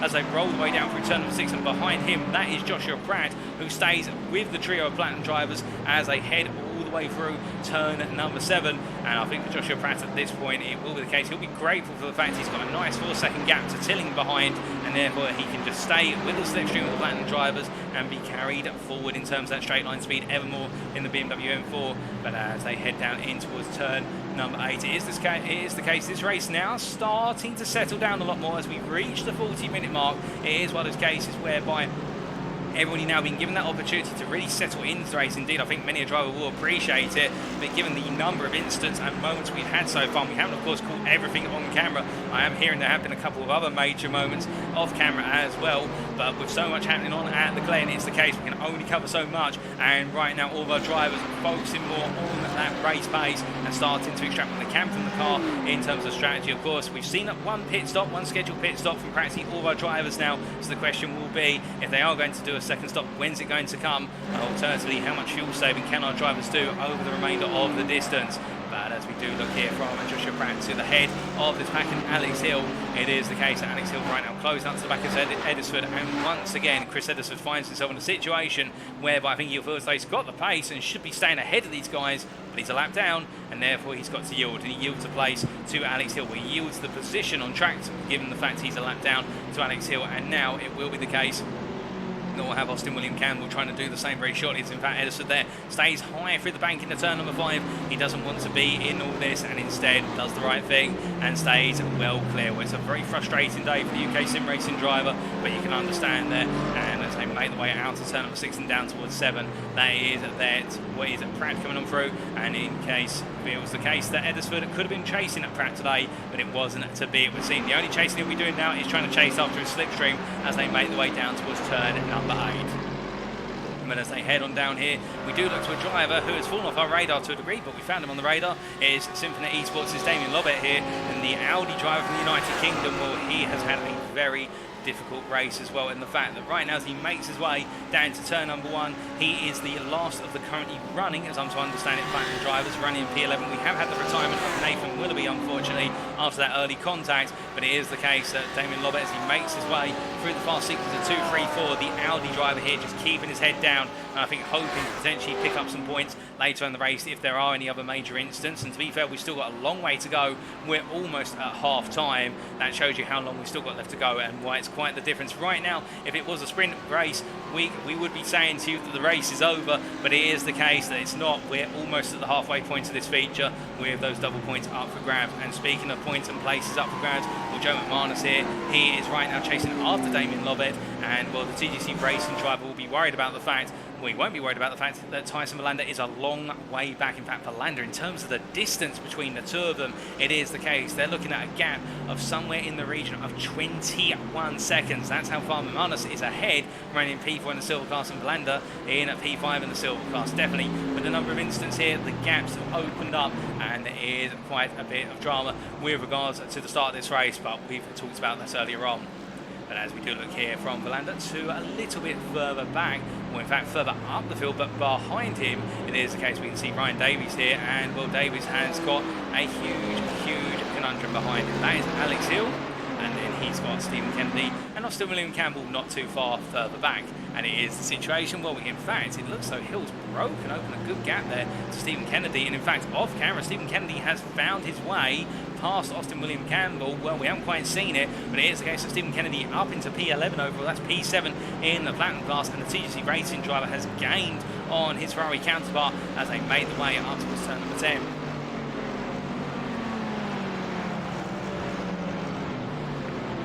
As they roll their way through turn number 11 to come to the end of a lap. Of course, Austin William Campbell, we maybe suspect he might be doing some fuel saving, so we'll have to wait and see how the pace plays out. But meanwhile, not talking about waiting to see how it plays out, here's Calvin Chu coming on past Morris there. He just went up the inside of the Ferrari driver of Morris in the battle for P9 in the gold class, P19 overall in the run to turn number 8. And Morris there being quite obliging, and I think the Ferrari driver respecting the fact that Mercedes has the grunt, and instead I think what Morris is going to do at this point in the race and try and stay with Chu, try and attach himself to the back of Chu like a bad rash as they make the way out of 10 and into 11.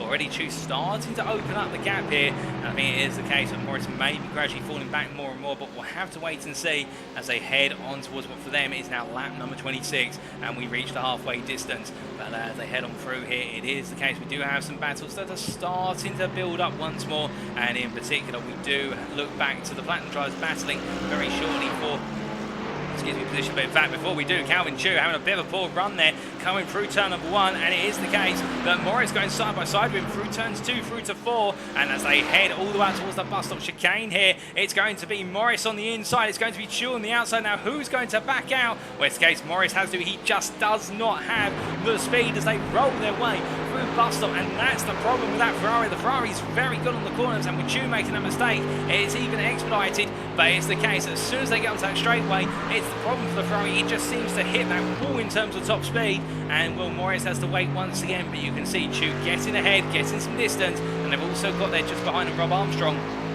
And of course, I think Morris will be wary of the fact that Armstrong could potentially try and gain track position, but to be fair, does Armstrong need to do so? The short answer is no, given the fact he's leading the silver class, and he's very comfortably leading at the moment with a gap of what is 6 seconds to Williams behind him, Ryan Williams. But as we do look here from the back of Calvin Chu to Matthew Morris, Morris closing up once again in the latter half of the lap, as they roll their way out of turn number 8 and up towards 9, and they come up towards where it's 9 and through the corner, and it is the case the number 3 driver here just waiting for that opportunity. I think Chu really putting a lot of pressure on himself right now to try and break away from Morris, and that's what Morris is relying on, for Chu to overexert himself and make mistakes.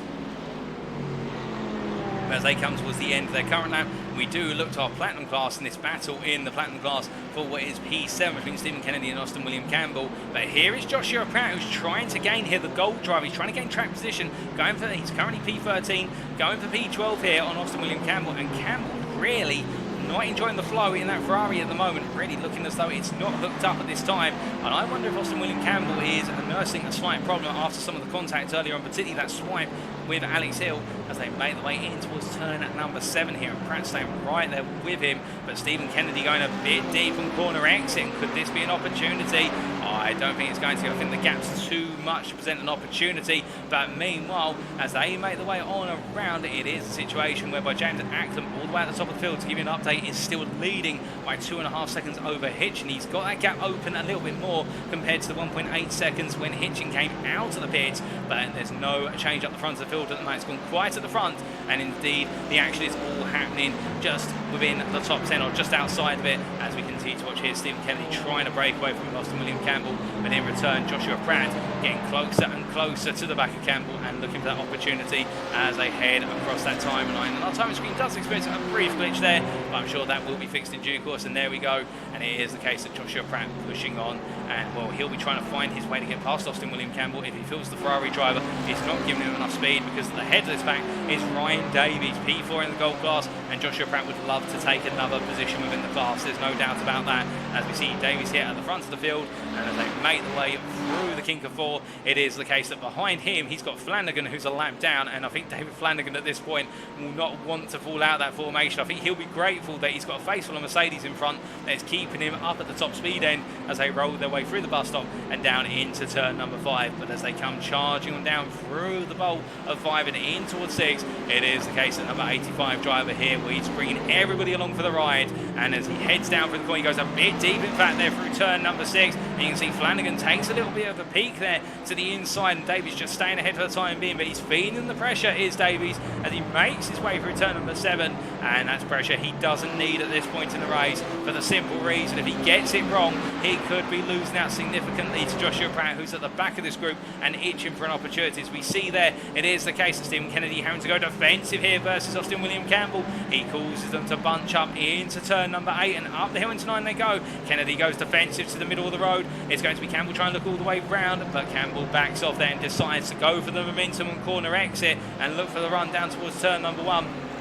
As they roll the way into turn number 10, the 555 driver at this point being very patient, as meanwhile I'm hearing that Matthew Morris has been involved in a major moment, and he's dropped down to P22 overall off camera, and that's very unfortunate for Morris, who was pushing on, but he's been passed by Peter Cox for what is P10 in the gold class. But meanwhile Austin William Campbell here, who is our cameraman's focus, trying to find a way back past Kennedy, but he's not close enough for the time being as they head onto the run towards the bus stop chicane once more. And you can see there Kennedy's frustration, I think, and the fact that he's got Flanagan in front, flashing his lights there to try and signal to Flanagan, look, I'm going to need you to peel off in this run to the bus stop chicane. Will Flanagan do it? That's the question. He doesn't have to. It's not like Formula 1 where they have to immediately get out of the way with blue flags. They're expected to respect the blue flags and, well, let the driver who's on the lead lap through without impeding them when it's the right opportunity to do so. But it's not an auto, you pull aside and get out of the way type of flag as they roll the way down through turn number 5. But as we look from them to a bit further up the order, and we do see here it is still in the battle for P3 overall. It's Daryl Norquette, the Racing Forces driver in the Platinum class, who has Carl McGuirk, who's literally hooked to the back of him, as we're hearing that Matthew Morris has jumped to the pits. He's had another moment on circuit. I think that may be a after effect of the opening moment that he's had, and well, that is very unfortunate for Matthew Morris, who was running very well. And Cy Anthony as well, I believe, has jumped to the pits. Well, I'm not sure what's happened there other than he's jumped to the pits, but there's also Matthew Morris in the pits pit lane. And meanwhile, we do look from them back to what was the battle for P3 as it makes its way down towards turn number 1. And that is Norquette right now, who's got more in his mind with regards to the gold leader behind the Carl McGurk than he has about chasing after the top 2 in the platinum class. But I don't think he'll object too much given the fact he's been given a very comfortable race at this point. As they head their way up through 2 and 3 and 4 in very quick succession. Once more, it is the case. Our main battle at the moment is definitely around the battle for P10 overall, and that is of course Ryan Davies here as he makes his way down towards turn number 1 with Kennedy, Campbell and Pratt behind. And you can see there is the case. That was Flanagan just moving aside and letting the whole pack through in the end. I think being very sensible to do it on the start-finish straight, because you can understand for David Flanagan what he doesn't want to do is lose this pack, because he's been doing very well, David Flanagan, and give him credit. It is the case that the number 789 driver has been matching the pace of the drives in front of him, and now he can hook on to what is effectively a quadruple toe down the straight, and it will work out. But as they make the way in towards the bus stop chicane, you can see they have got a new contender in front of them for traffic, and well, that is Stuart Brown who's part toe. I don't know what's happened to Brown there, but it's gone very wrong, and David Flanagan gains a place as that is Pratt who's gone deep. In fact, multiple drivers going deep. That's one of our bronze drivers, that's Connolly who's going deep. It's all kicking off here as they make the way down to turn number 6, and it is the case that drivers a lap down seem to be having major moments,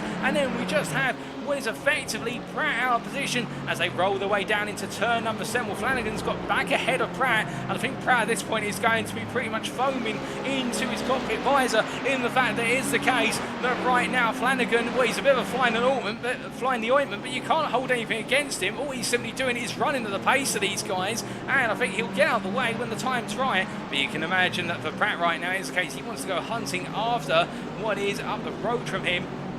Excuse me, Ryan Davies, but he's not been given that opportunity, because if he can't find his way past the platinum drivers, he finds a face full of a gold driver who's a lap down.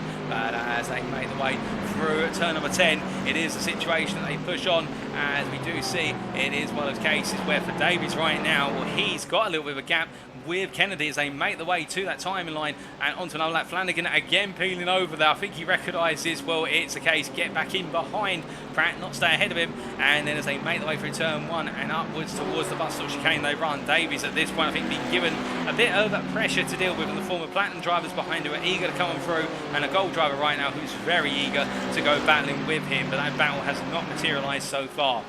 Now, whilst the racing does go on, of course, just a quick reminder, if you are tuned in tonight on the Twitch channel, it is the case at UK Sim Racing, as we do see there Kennedy making his way up the inside and Davies not putting up a fight. They've been very smart about releasing Kennedy into that P10 position overall. It's not a change of class position, it's a change of track position. But just a quick reminder that UK Sim Racing has recently launched the ability to obtain credits by subscribing to our Twitch channel, and you can apply these credits on checkout when purchasing league entries on our website.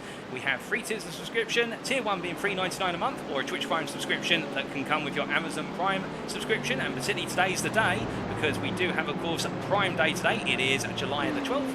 Alternatively, if you want to go for something a little bit more pricey, you can go to tier 2 for £7.99 a month, or tier 3 for £19.99 a month. And those credits, to iterate again, can be used in order to buy league entries on our official website. And you can find out more about that and everything else we do at UK Sim Racing by going to our website and creating an account, our website being at uksimracing.co.uk. And what is the case, he hasn't come into the pits to get credits, but he's coming into the pits to take a scheduled stop. It's James Acklam here, the privateer, who was leading over in the platinum cars, and that has released Jonathan Hitchin to back into the lead. But do keep in mind, of course, we have the big question about who in the sequence of pit stops is where in terms of fuel, tyres and everything else in between. But Acklam is the first to flinch at the head of this field, and meanwhile Darryl Norquette has stayed out, and he's still got Carl McGurk behind him. And I think it is the case that the gold driver there literally hooking himself to the back of Norquette and deciding whatever Norquette does, I'm going to do as well. But meanwhile, we've also got Alex Hill going to the bits for TE Sim Sport, Martin Tilling.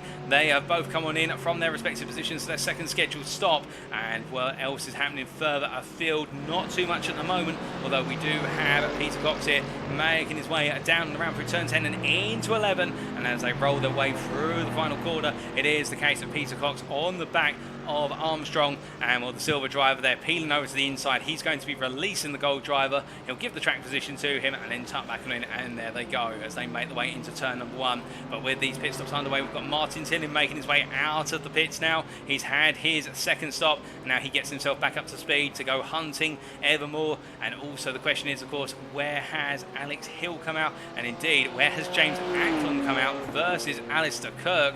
Well, Alistair Kirk, after that very long stop, is running P14 now, P14 overall that is, and that is the equivalent of P8 in the Platinum class. Meanwhile, James Acklam has come out ahead of him by the region of 24 seconds, so I think it might be the case for the TGC Racing driver. Something definitely did go wrong in that pit stop, because it just does not add up. And do keep in mind, of course, that Alistair Kirk has only had the 1 stop. James Acklam has now cleared 2 stops, so again a fast stop for Acklam, so we'll have to wait and see. We see there a question from Googie the First, I believe that's how we say your username, Googie, and it is the case, yes, the colours by our drivers' positions there on the left-hand side of the timing tower, and also in the bottom left-hand corner of the screen, represent their driver classes. If it's blue, they're platinum; if it's gold, then they're gold; if it's silvery grey, they're silver; and of course, if it's the browny bronze colour, they're in the bronze driver class. But that just clarifies there for you. Indeed, they're all racing in their own championships, and there is also an overall championship standing which intermingles all the classes. So hopefully that clears up the picture. If you do have any more questions, or indeed anybody else that there has any questions, we'll be happy to oblige and answer when we can. As meanwhile, we do cut back here to Austin William Campbell running in at P9 still, and it is the case that the Platinum driver here under a lot of pressure from Pratt as they head through the bus stop chicane. And well, it's one of those situations whereby I think Austin William Campbell at this point really in a horrible place, and I can imagine the frustration that must be going through his mind right now, and the fact that Pratt is right there with him. But meanwhile, it is the case that Campbell just wants to focus on his own race, and well, what adds even more salt to the wound is the fact there is James Acklam at the back of this group. But Acklam at this point, this pit stop has not worked out. His second stop has definitely put him out somewhere where he doesn't want to be, and in fact Hitchens into the pits. This could really change the order of the field with just over 30 minutes of racing left. As we see there, Flanagan peeling off. Flanagan, to be fair, a lap down, so it is the case. He does what the blue flags wave him and tell him to do, but meanwhile Hitchens into the pits and Darryl Norquette into the pits, and Acklam in this traffic jam that's all battling for position. It's all in the same lap, to be fair. It's not as though Acklam's expecting them to respect any blue flags. Well, where is our leader going to come on back out? He was our leader, of course, when the pit stop started.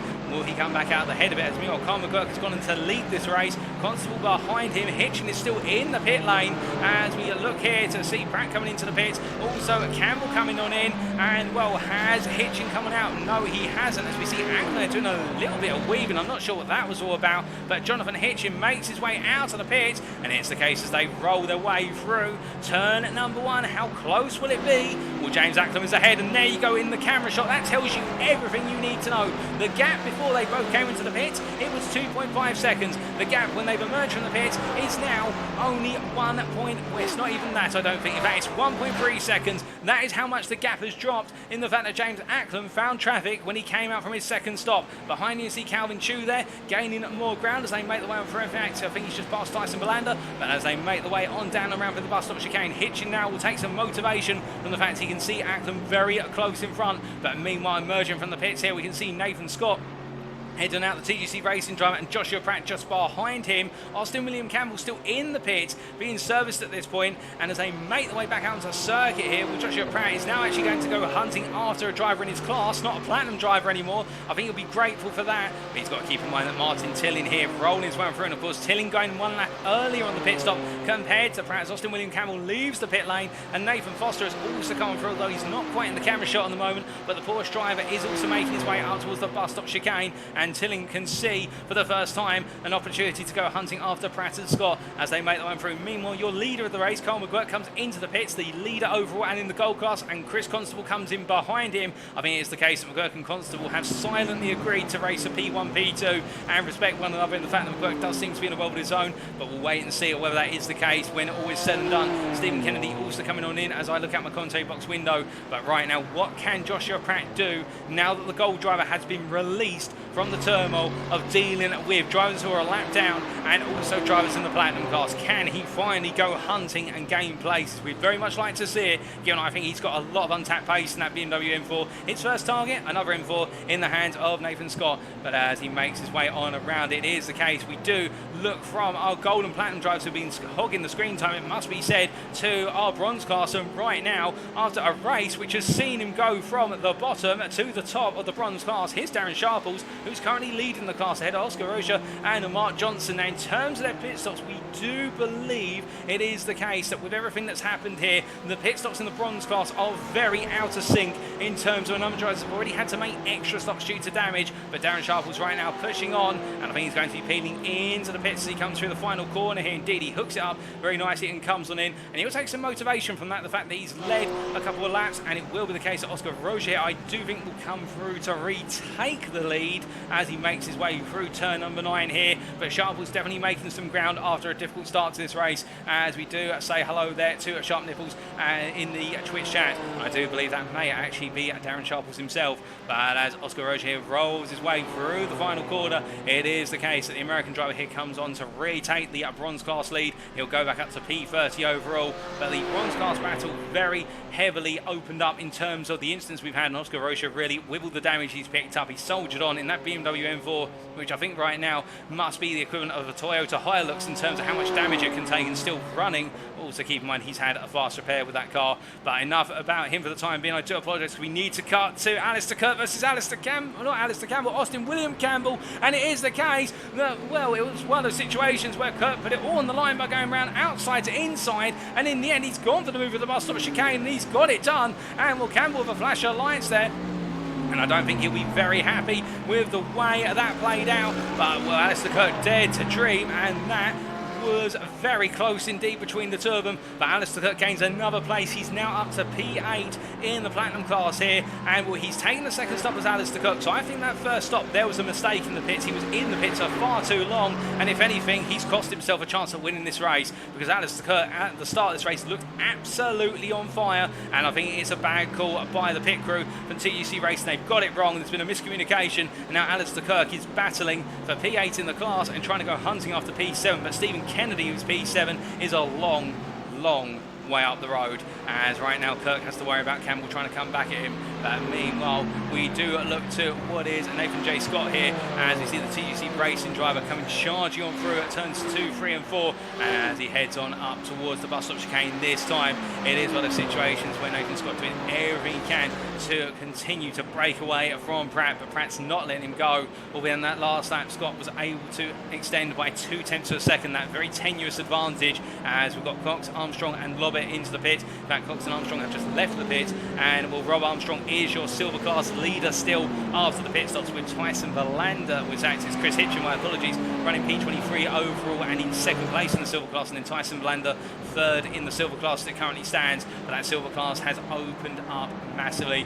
But meanwhile, as we look here from Nathan Scott to our leader James Acklam here, who is in that lead, and well, is he open up a gap? Well, he's just set a personal best of the race, a 43.55. It's not quite the fastest lap that currently is owned, as I understand it, by Jonathan Hitchin of 43.11, but James Acklam here definitely pushing on and making his way up towards the bus stop chicane, and that gap between himself and Hitchin has opened up, and I think Acklam's had to really go for it over the last couple of laps to re-extend that lead as he makes his way into the bus stop this time around.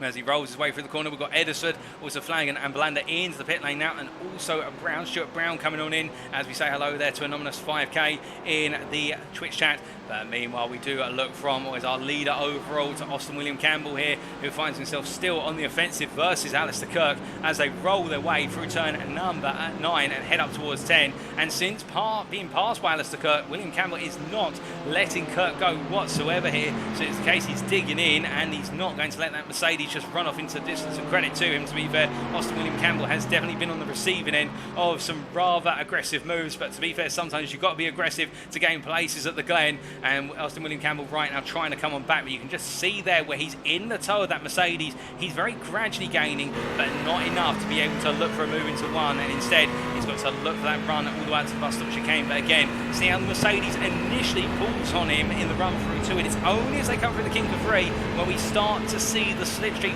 really take effect in terms of giving Austin William Campbell the opportunity to close up, but it's incremental here, and that's the problem for him, unless Alistair Kurt makes a mistake where he gets the perfect run through turn 1 as they clamber over the curbing there with the bus stop chicane. You can see actually Alistair Kurt lifting off the throttle before going into the bus stop chicane. That caused the two of them to close up quite aggressively there. It is the case that right now that Mercedes just so strong as ahead of them. They do have Ollie Bimley running P29 overall, a lap down, and the Gold driver I suspect will be peeling over to let them both through come the exit, or in fact the entry here into turn number 7. It will be the case that you can see Austin William Campbell there diving to the inside to follow Kirk through and making sure he doesn't lose any time as they head now down towards turn number 8. As they do here and come charging down the straightaway. It is the case a little bit further back. We've got Peter Cox, who's had an off track and just returned, and as a result that has promoted Rob Armstrong up to P17 overall. As you'll see then the timing tower, the silver class drive continuing to gain places, but meanwhile we do look from them to Will Mason here, who is being closed up by 3 attempts at a second a lap by Alex Hill in the hunt for P5 in the platinum class, P7 overall, as they make the way down towards the Bustle chicane. And as they come charging down this time, it's now only 23 minutes remaining plus the final lap here. The racing presses on at the Glen. The field has spaced open even more since the second round of pit stops, and it is the case now we do have a couple of pockets of battles, but we're waiting to see if anybody should potentially fall off in terms of pace towards the end. I suspect a number of drivers have not changed tyres here, and as a result now they'll be nursing the tyres given the track temperature as they roll their way down in the round. But Mason definitely pressing on, and he's got Alex Hill looking ever more aggressive behind him as they head into turn number 7. But of course, catching is one thing, passing is another, particularly when you're both in the same machine, and it all comes down to the driver as they head down towards turn number 8. And as they come charging on down towards the right-hander of 8 at the moment, Alex Hill very gradually continue to close that gap down. It's a second gap, if that, as they make the way up towards turn number 9, and it's in the braking zones really where Hill is able to just close little by little. He took a 10th there out of Mason in the run through turn number 9. Into 10 and 11 they go, and as they head through the left into right to complete the lap, it's the case that Hill definitely salivating at the prospect of taking another position as he head on towards what is lap number 39. They head on down, and just ahead of them they do have Chris Constable, albeit Chris Constable is 2.5 seconds up the road. I think feeling very comfortable right now. P2 in the gold class, not really able to stay with Carl McGurk, but we'll have to wait and see if anything should happen come in that could potentially upset the status quo. But we do look here from the battle for P5 in the platinum class to a bit further behind, and indeed Nathan Scott here chasing after Kennedy. And well, it's one of the situations where the gold driver here I think will be grateful for the distant tow of the Ferrari in the platinum class, because it means he doesn't get caught up by this man here of Joshua Pratt. As you see, Darren Sharple's there in P3 in the bronze class after his pit stop. Well, Sharple's just pushing on here and looking for a podium finish, which will be very well deserved given how the race has gone. But meanwhile, we talked a little bit about the bronze class, and would you believe it, ladies and gentlemen, after everything that's happened in this race, it's Mark Johnson who's leading the bronze class right now, P30, with an advantage of what is almost 18 seconds over Oscar Rocha. As we see the Porsche driver here, where it was the case he was in the wars at the start of this race, there was no doubt about that, but now he's clearing up front, and I do believe it is the case he's synchronised on pit stops with Rocha and also Darren Sharple. So right now, if things continue as they are, Mark Johnson could be on course to pick up his maiden win in this series, and that would be a brilliant result given how much he's had to come up through the field as he rolls his way through the final corner and onwards towards another lap here, tucked in behind what is Chris Hitchin in front of him, albeit Hitchin is a lap ahead of him, and he'll be hoping that the Ferrari driver stays there for a while because he'll be able to gain the tow on the straights, but that Porsche really feels the pain. But as they make the way out turn number 1, it does look as though Hitchin get a full run, but then it is the case that Johnson tucks in behind once again. But as we look from them to back further up the order, we look to Rob Armstrong, meanwhile, your silver class leader here.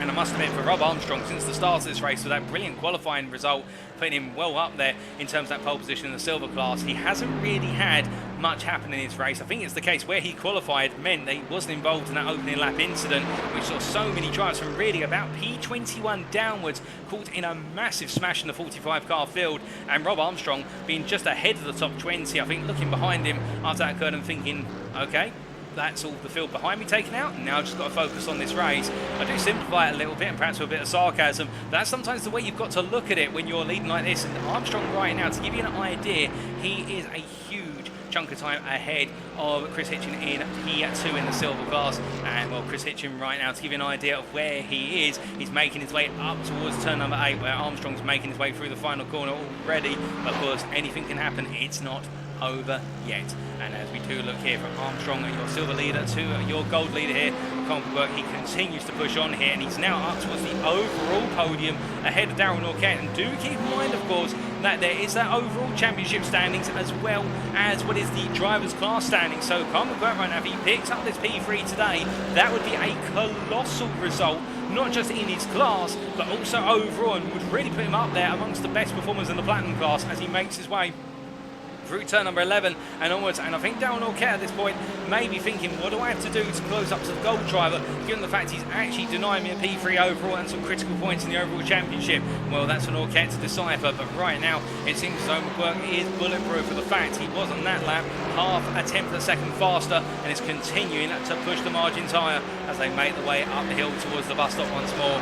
But as they roll them through here, it is the case that from them to Damien Lobbett, who in P23, overall P10 in the Platinum class here, the Platinum driver, I should say, just trying to get to the end of the race. Now, Scientini, of course, involved in that incident, which has seen him. I think Scientini is still in the pit lane, unless I'm very much mistaken. In fact, no, Scientini, my apologies, is out on the circuit, but he is a long way down. He's effectively 9 laps down on Damien Lobbett right now, with all that damage where he had to be towed to the pits. No fast repair available either. So it is the case that Damien Lobbett right now has got a top 10 here in the Platinum class, and he'll be hoping that perhaps another Platinum driver or two will drop it before the race is over. Ahead of him is Phil Diaz, and as they make the way into the braking zone here for turn number 7, the privateer here in the gold class of Phil Diaz in P22, P11 in the gold class will be thinking about much the same as Lobbett behind, in the fact that he can't really catch up to the likes of Chu, Amos and Cox, who are ahead of him, given the fact they just seem to be showing greater pace today. But he'll be hoping that perhaps one or two of them drop it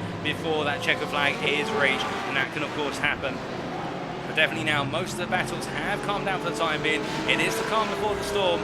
We do have, what is there, 18 minutes, in fact 17 minutes on the clock, plus of course the final lap. But speaking of it starting to up in terms of intensity, we talked only moments ago about how could Darryl Norquette get back in the hunt for the overall P3. We can see here Carl McQuirk, he is on the middle of the road here, and I think Norquette, they're trying to flash his lights to say to McQuirk, you don't really need to battle for this, although we see there Mark Johnson as well running in what is the lead of the bronze class here. I think Johnson at this point is more focused on just trying to keep his pace up here. Oscar Rocha gradually closing on him, but as they make their way through 2, 3, and 4, goodness me, there's contact between Mark Johnson and what is there, Darryl Norquette. And well, I think that it's the case that Norquette has survived that one, albeit with significant damage to his right hand panel.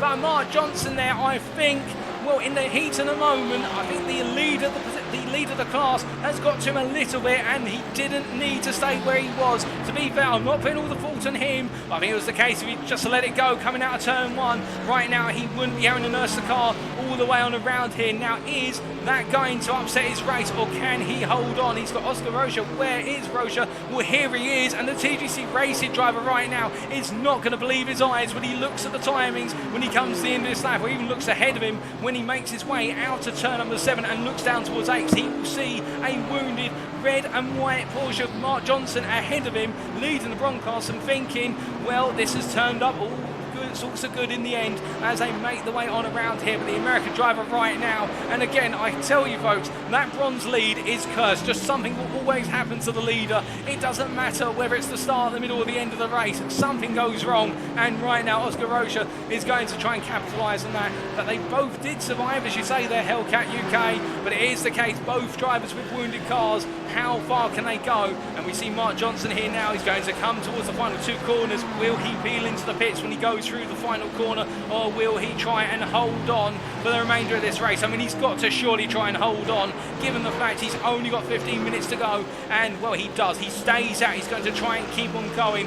will it be too much? That will be the question that we'll be waiting for the answer for. But as he presses on and Oscar Rocha continues to close here as they make the way down towards turn number 1. The thing, of course, the TGC Racing driver has to contend with is he has the leaders coming on through here in full force, and that will mean he loses time. It will be the same for Mark Johnson, but I think what Johnson is trying to do is hook himself to the back of Williams there, the silver driver, who is a lap up, and hope he can stay with Williams and also Congreve as they make the way on around in these remaining laps, because he is right now, when he's in that tow, matching him in terms of lap time. But if he can't stay there, then the descent down the order does occur, and for Mark Johnson that could mean he descends very closely to Rocha with not long left. But meanwhile we must cut from there to Chris Hitchen versus Damien Lobbett here as Lobbett goes up the inside of Hitchen for P21 overall as they make the way down through turn number 6 and into 7. Behind them that's Phil Diaz, who has got behind him Joe McManus, and Joe McManus at this point will now be looking at going hunting after P2 in the silver class, because Chris Hitchen is only a Porsche away from him. And as they make the way down towards turn number 8,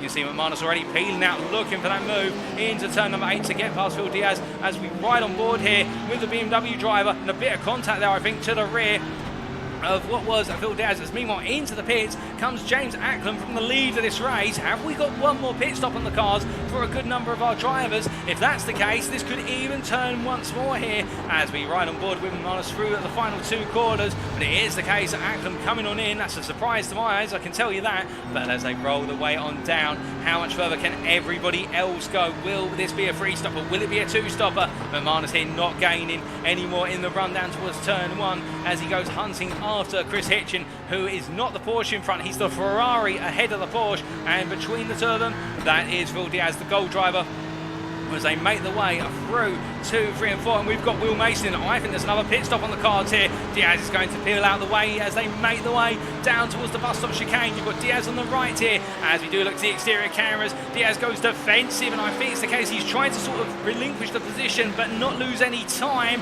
They're going to go side by side into the bus stop chicane, and in the end Diaz stays ahead, and that gives a huge amount of breathing room to Hitchen with not long left. 13 minutes left to go as they roll their way down through turn number 6. But as they head on down right now, it is the case that Phil Diaz here is also, I think, looking to go racing. I think the privateer says, you know what, you may be in the silver class, but I'm going to race you all the same, because why not? And indeed, after a race where his Porsche has just not been there on the pace, I think he's going to enjoy it some. But in the same time, I think McManus at this point will be thinking, just let me go, don't battle with me. And as they make the way through turn 7 and up towards turn number 8 once again, it is the case they are as they were last time around. But this time Joe McManus will look into the inside here. He peels out early, he's going to send it this time, whether Diaz likes it or not. And as they make the way into turn number 8 under braking, the Porsche and the BMW driver are side by side. Joe McManus trying to hold the outside run into 9, and on the brakes he does get it. That's the track position game on Phil Diaz, then a brilliant side-by-side run between the pair. Now McManus has the ultimate challenge. Can he take P2 off of Chris Hitchen in the silver class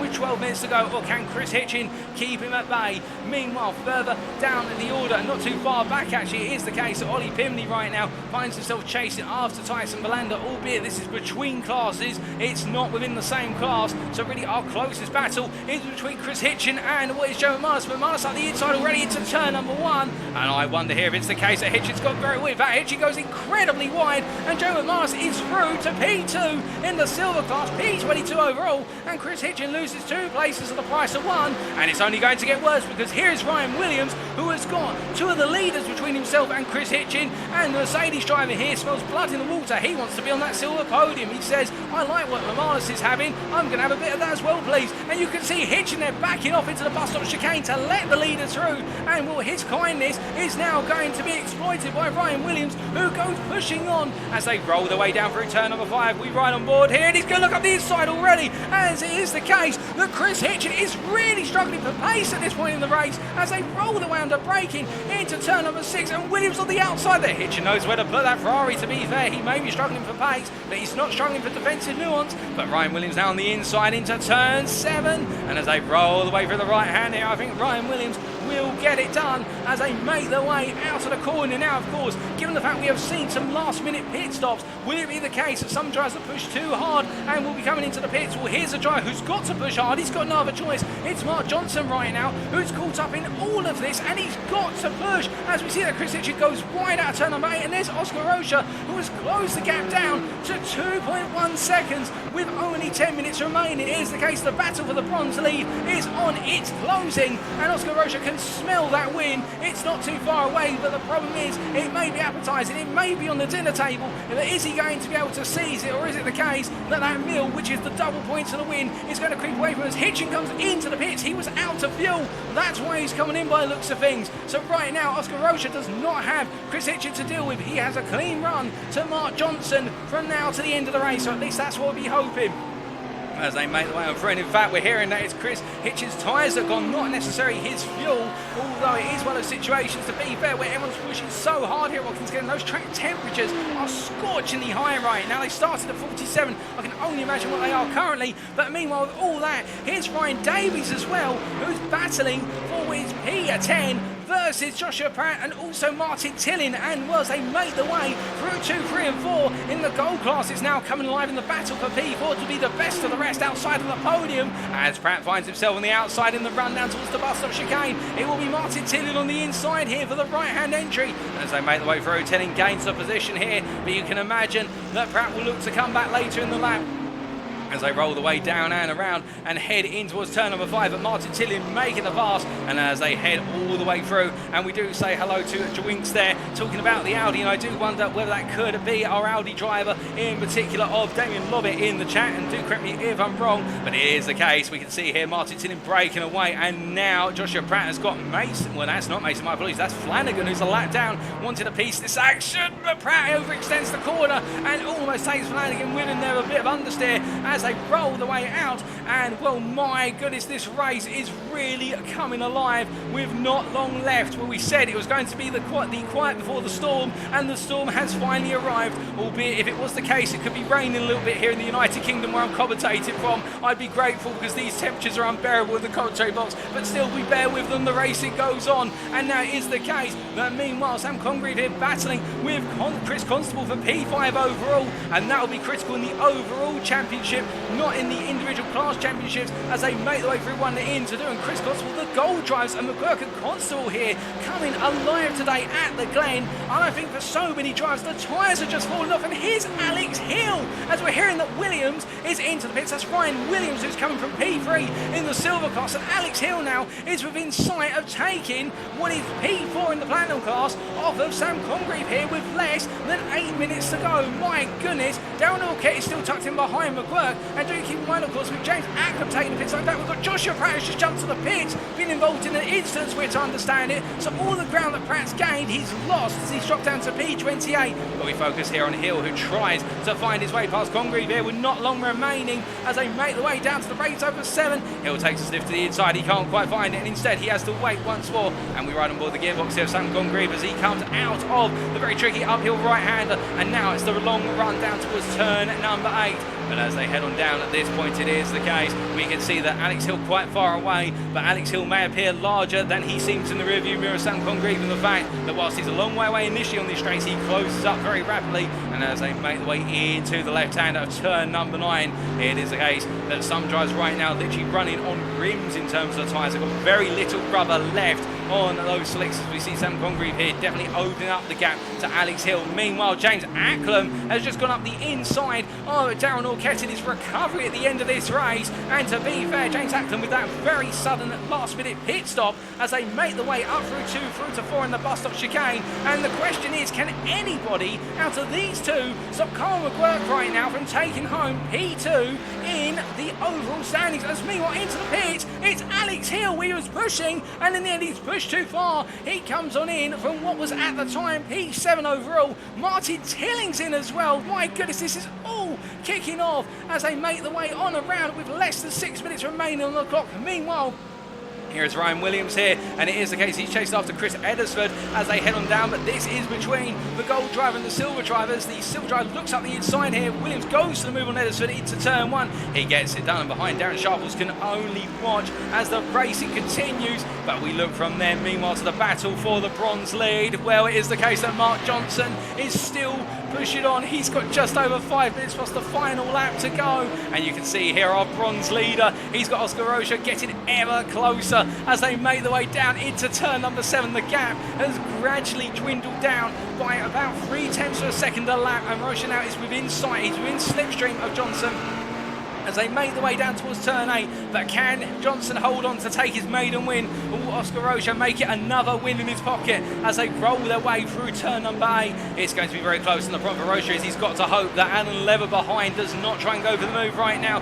for the simple reason Alan Lever can choose to if he wants to. He doesn't have to stay behind the bronze driver, but if he jumps ahead of Rocha, and it's the case that then Lever cannot catch up to Johnson in time, then really Alan Lever will take away any opportunity that Rocha has for going for the move on Johnson. We'll have to wait and see as the 3 drivers here make their way out of the final corner ahead of them. You can see it is the case that they do have some traffic, and this traffic is helping. That is, I believe that's Chew, and also we've got McManus ahead a little bit further up the road, but Mark Johnson now firmly within the sights of Rocha as they make their way out to turn number 1. They've still got at least 3 laps to go here. It's going to go all the way. Sam Congreve's into the pit lane as well. He's going to drop down the order in the overall and in the platinum class. He drops to P9 currently. We're waiting to see how far he falls, and well, it's very unfortunate. So many drivers here literally on rims at the end. That promotes Will Mason to P5 in the platinum class, P9 overall, with Congreve having to take that last minute pit stop. But Johnson here right now, the focus of our attention, the closest battle on circuit for a leading class,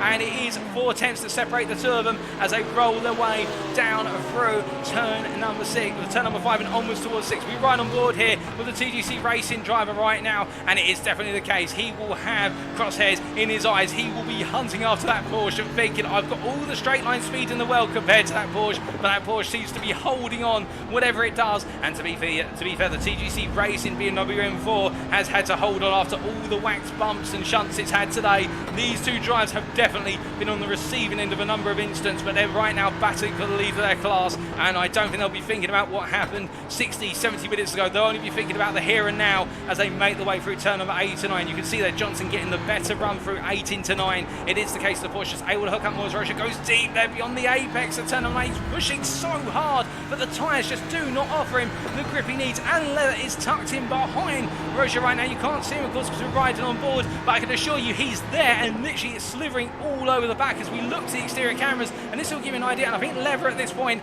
is just staying there out of respect to the fact that the bronze battle for the lead is ahead of him, and he doesn't need to interfere with it, and instead, if he was to interfere with it, would be denied a spectacle here. So credit to Lever for staying back and watching, and indeed he's probably got a bit of popcorn in the driver's seat of that car, although I don't think our drivers are allowed to have popcorn in the car. But joking aside right now, we've only got 2.5 minutes to go.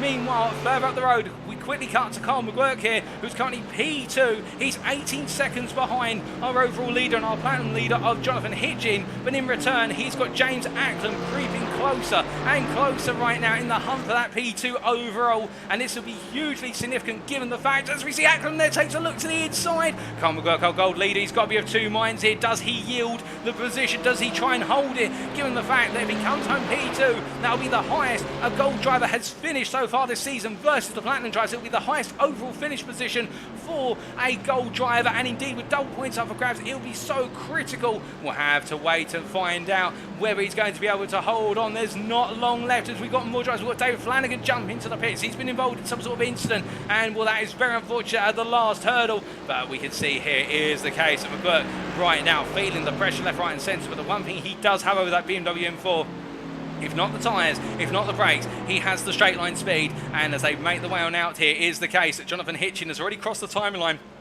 Now, where is Hitchin is the question. Well, here he is, your overall leader, and he's already up towards the bus stop chicane almost. I wonder if we've got another lap. It's going to be very close here. Hitchin's going to make it almost another lap. And I can tell you in the battle for the bronze lead, it's now a second gap between Johnson and Rocha. So that gap has opened up a little bit, although I say that, oh, goodness me, and it's the case with only a lap or two to go. Mark Johnson's into the pits, and he's been denied through needing a pit stop. His potential first win in the class, and Oscar Rocha goes on to take the lead of the bronze class at the very last moment, at the 11th hour here, and that's so unfortunate for Johnson. How it could have been. He's already leading the pits. That's how quick his stop has been. It's the case he's only been served 8 seconds, but now Rocha just right now thinking about bringing this home. There's no doubt about that. He doesn't want to push it anymore. He just wants to keep it together. But meanwhile, whilst all this has happened, I can also tell you that it is the case that looking further up the order, as Oscar Rocha then makes his way on through the bus stop chicane, and we've got to drive a straight line in on. It's the situation where, well, James Acklam has had an off of some sort, or got it very, very wrong, because he's dropped back behind Daryl Norquette here with only moments of this race to go. Now, where is our race leader, meanwhile? It's a case, there's 10 seconds on the clock, and here is Jonathan Hitchin. I don't think he's going to have enough time to get another lap in, so as he rolls his way through the final corner, well, we asked the question, could Hitchin take the win in the McLaren? Yes, he can. He will cross the line, your winner overall at Watkins Glen, and winner in the Platinum class. In the end, 17.1 seconds clear of the leader of the Gold class here. And well, what can we say about Carl McGuire other than he's going to set precedent in the Gold class, and that is he comes home the winner of the Gold class in P2 overall, shaking from side to side there, enjoying no doubt. Darren Norquette completes the overall podium, P2 in the Platinum class, ahead of James Acklam. I think had a drop off right at the end, and then Chris Constable, as he rolls his way through the final corner here, will come on home to take P5 overall, P2 in the Gold class, ahead of Stephen Kennedy, as we wait for Stephen Kennedy to make his way to the line. Here he comes as he makes his way on through. And as Stephen Kennedy comes across the line, I do believe just in front of him, that is Oscar Rocha, who takes the win in the end in a dramatic finale for the bronze class here at Watkins Glen. My goodness, he takes that win in the bronze class, P28 overall. And where is our silver winner? Well, here he is. He's a way back, however, and he's making his way on around still. And Rob Armstrong at this point just pushing on. He's got a way to go, so we will just look back to our drivers coming across the line. Here is Nathan Foster coming across the line, P10 overall, P5 in the Gold class, ahead of Alex Hill. Then it will be Alistair Kurt, P12, in a race where I think he would have known he could have won this if it weren't for that first pit stop going horrendously wrong. Then we've got Sam Congreve, P13, Austin William Campbell, P14. A difficult day for Congreve and Campbell through differences. But meanwhile, we do look for Armstrong, and here he is. Well, he's going to take his time, and to be fair, he can afford to take his time. He has not put a foot wrong here today. He nailed it in qualifying. He avoided all the drama on the opening laps, and as he makes his way out the final corner, he will be your silver class winner, P17 overall. Rob Armstrong in a brilliant race from him, ahead of Joe McManus, P2 in the silver class. As we see McManus, we've lost McManus. In fact, there it is the case that McManus gradually making his way along. I think that is running down towards what would be turn number 10. He's being pushed to the line here by his teammate. Or no, in fact, I think he's pushing Oscar Rocha along, or it's one of the two of them. They're doing it in one sort of combination. In fact, McManus is, no, they're running in formation there for the cameras. And then P3 in the silver class, Ryan Williams. Well, my goodness, what a brilliant end to this race at Watkins Glen. And without further ado, ladies and gentlemen, let's take you through those race results, of course, subject to a significant number of stewards' inquiries. Well, overall in the standings then, after round number 4 in the GT3 League Season 7, hosted by UK Sim Racing in collaboration with Swelio Almeida, Sim Racing Coach, and it is the case that the race results with Jonathan Hitchin taking that overall win and making it another win on the board. His run continues, 17.2 seconds clear of Carl McGuire P2, the highest a gold driver has finished in this series so far, taking P2 overall and the win in the gold class behind our platinum winner, then Darren Norquette completing the overall podium there in P3. James Acklam P4, in a difficult day for Acklam. I think he'll be thinking if he hadn't made that mistake right at the end, could he have potentially taken that P2 over Carl McGuire, or at least finished P2 in the Platinum class, and it will be some points dropped there. And then Chris Constable, P2 in the Gold class, taking a top 5 finish, P5 overall. He'll be very proud of that. And Constable and McGuire on a world of their own, or a plateau of their own, compared to their peers today. Stephen Kennedy P6, Nathan J. Scott P7, who completes what is the gold podium there. Ryan Davis P8, Will Mason P9, and Nathan Foster completing the overall top 10. But as we now look to our individual classes, it is the case that we look to our platinum class, And we can see here, after 90 minutes of racing, Jonathan Hitchin taking the win over Darren Norquette by 19 seconds, with James Ackland completing, I should say, the platinum podium. Stephen Kennedy and Will Mason completing the top 5, and then Alex Hill just missing out on that top 5 finish in the end, in a difficult day for him. Alistair Kurt, P7, but I think he'll know and be kicking himself thinking he had the pace to win, and he's lost out today due to a pit stop error in stop number 1. Sam Congreve, P8, Austin William Campbell, we should say his name in full, P9, and Damien Lovick completing in the top 10. Cy Anthony and Nathan Willoughby not making it to the end, retiring over the race distance. Then we come to our gold class, and it is the case, as per what we mentioned earlier, Carl McGurk taking the win in the end by 16.1 seconds over Chris Constable, and Chris Constable being followed up by Nathan J. Scott to complete the gold podium. Then Ryan Davies and Nathan Foster complete in the top 5, with Martin Tillin, Peter Cox, Phil Diaz, Calvin Chu and Joel Amos completing that top 10. And I do believe it may be the case that our replay file has just run out of a little bit of time, but then we do look to what is our silver class. And we can see here Rob Armstrong in the end, bringing home that P1 ahead of Joe McManus and Ryan Williams. Tyson Melander P4, Chris Hitchin P5, and then Matthias Becerra and Billy Bob Ray having a very difficult day, both retiring early. That's the silver class. And then our final class here was the bronze class, in a brilliant ending. Oscar Rocha taking that win in the end, and that 30.6 seconds doesn't tell the full story. Mark Johnson missing out by only a 2-lap margin on fuel, and what a difficult day for Mark Johnson after literally going from the bottom of the bronze class to the top and then dropping to P2 right at the end with that last minute pit stop, but still plenty to take from today. Darren Sharples P3, James Connolly P4, Tom Farrell P5, Martin Chapman P6 and Mark Canmore P7. And well, that is your final class standings. They're subject to any stewards' inquiries. Now, I should point out, ladies and gentlemen, with so many stewards' inquiries going on, we will not be bringing you the championship standings after this round. What we'll instead need to do is we'll bring you an update on the championship standings in the broadcast of round number 5. It will be likely we'll bring you the update either before or after the round 5 race, depending on when they're available. But it is the case that those incidents are still being investigated. Indeed, we've got a large stewarding team at UK Sim Racing who are looking into that lap 1 incident in particular. So as a result, all we can say is thank you very much for watching. And if you do want to know more about the UK sim racing community in terms of the series we run and what we do, it is the case that why not check us out, our official website, that's uksimracing.co.uk. Alternatively, you can, of course, go to our Twitter, that's twitter.com/UK_simracing_. Also, a big shout out to our sponsor for this series, Swellia Amida Sim Racing Coaching. Their web address available there on YouTube, sponsoring this series, of course. And also to our affiliate and supporter, Race Anywhere, the provider of curated sim racing equipment, where they aim to only stock products that represent excellent value for the sim racing community. And you can check them out at raceanywhere.co.uk. But now it is the case our drivers need to pack up their bags and make their way from the United States of America to not too far away. They head to Canada for the Circuit de Gilles Villeneuve, and we'll be going racing once again in the weekend. The racing will be on Sunday the 17th of July for round number 5. We'll be bringing you all of the race action post-round on Monday the 18th of July in what is technically our second street circuit, if you will. More on why it's considered a street circuit when we bring you that broadcast. But until then, thank you very much for tuning in, ladies and gentlemen. If you have enjoyed, be sure to let us know. And if you haven't already, why not subscribe to the UK Sim Racing Twitch channel today? It doesn't cost too much and it reaps benefits. You can find out more about those, particularly the credits you can earn, on our official website at uksimracing.com. But for now, it's goodbye from us at UK Sim Racing. It's goodbye from me as your host and commentator, Paul TX14 Walsh, also known as Britain a Spit. And until next time, remember to stay well, stay safe, stay smiling, but most importantly, remember to stay on track. Good night.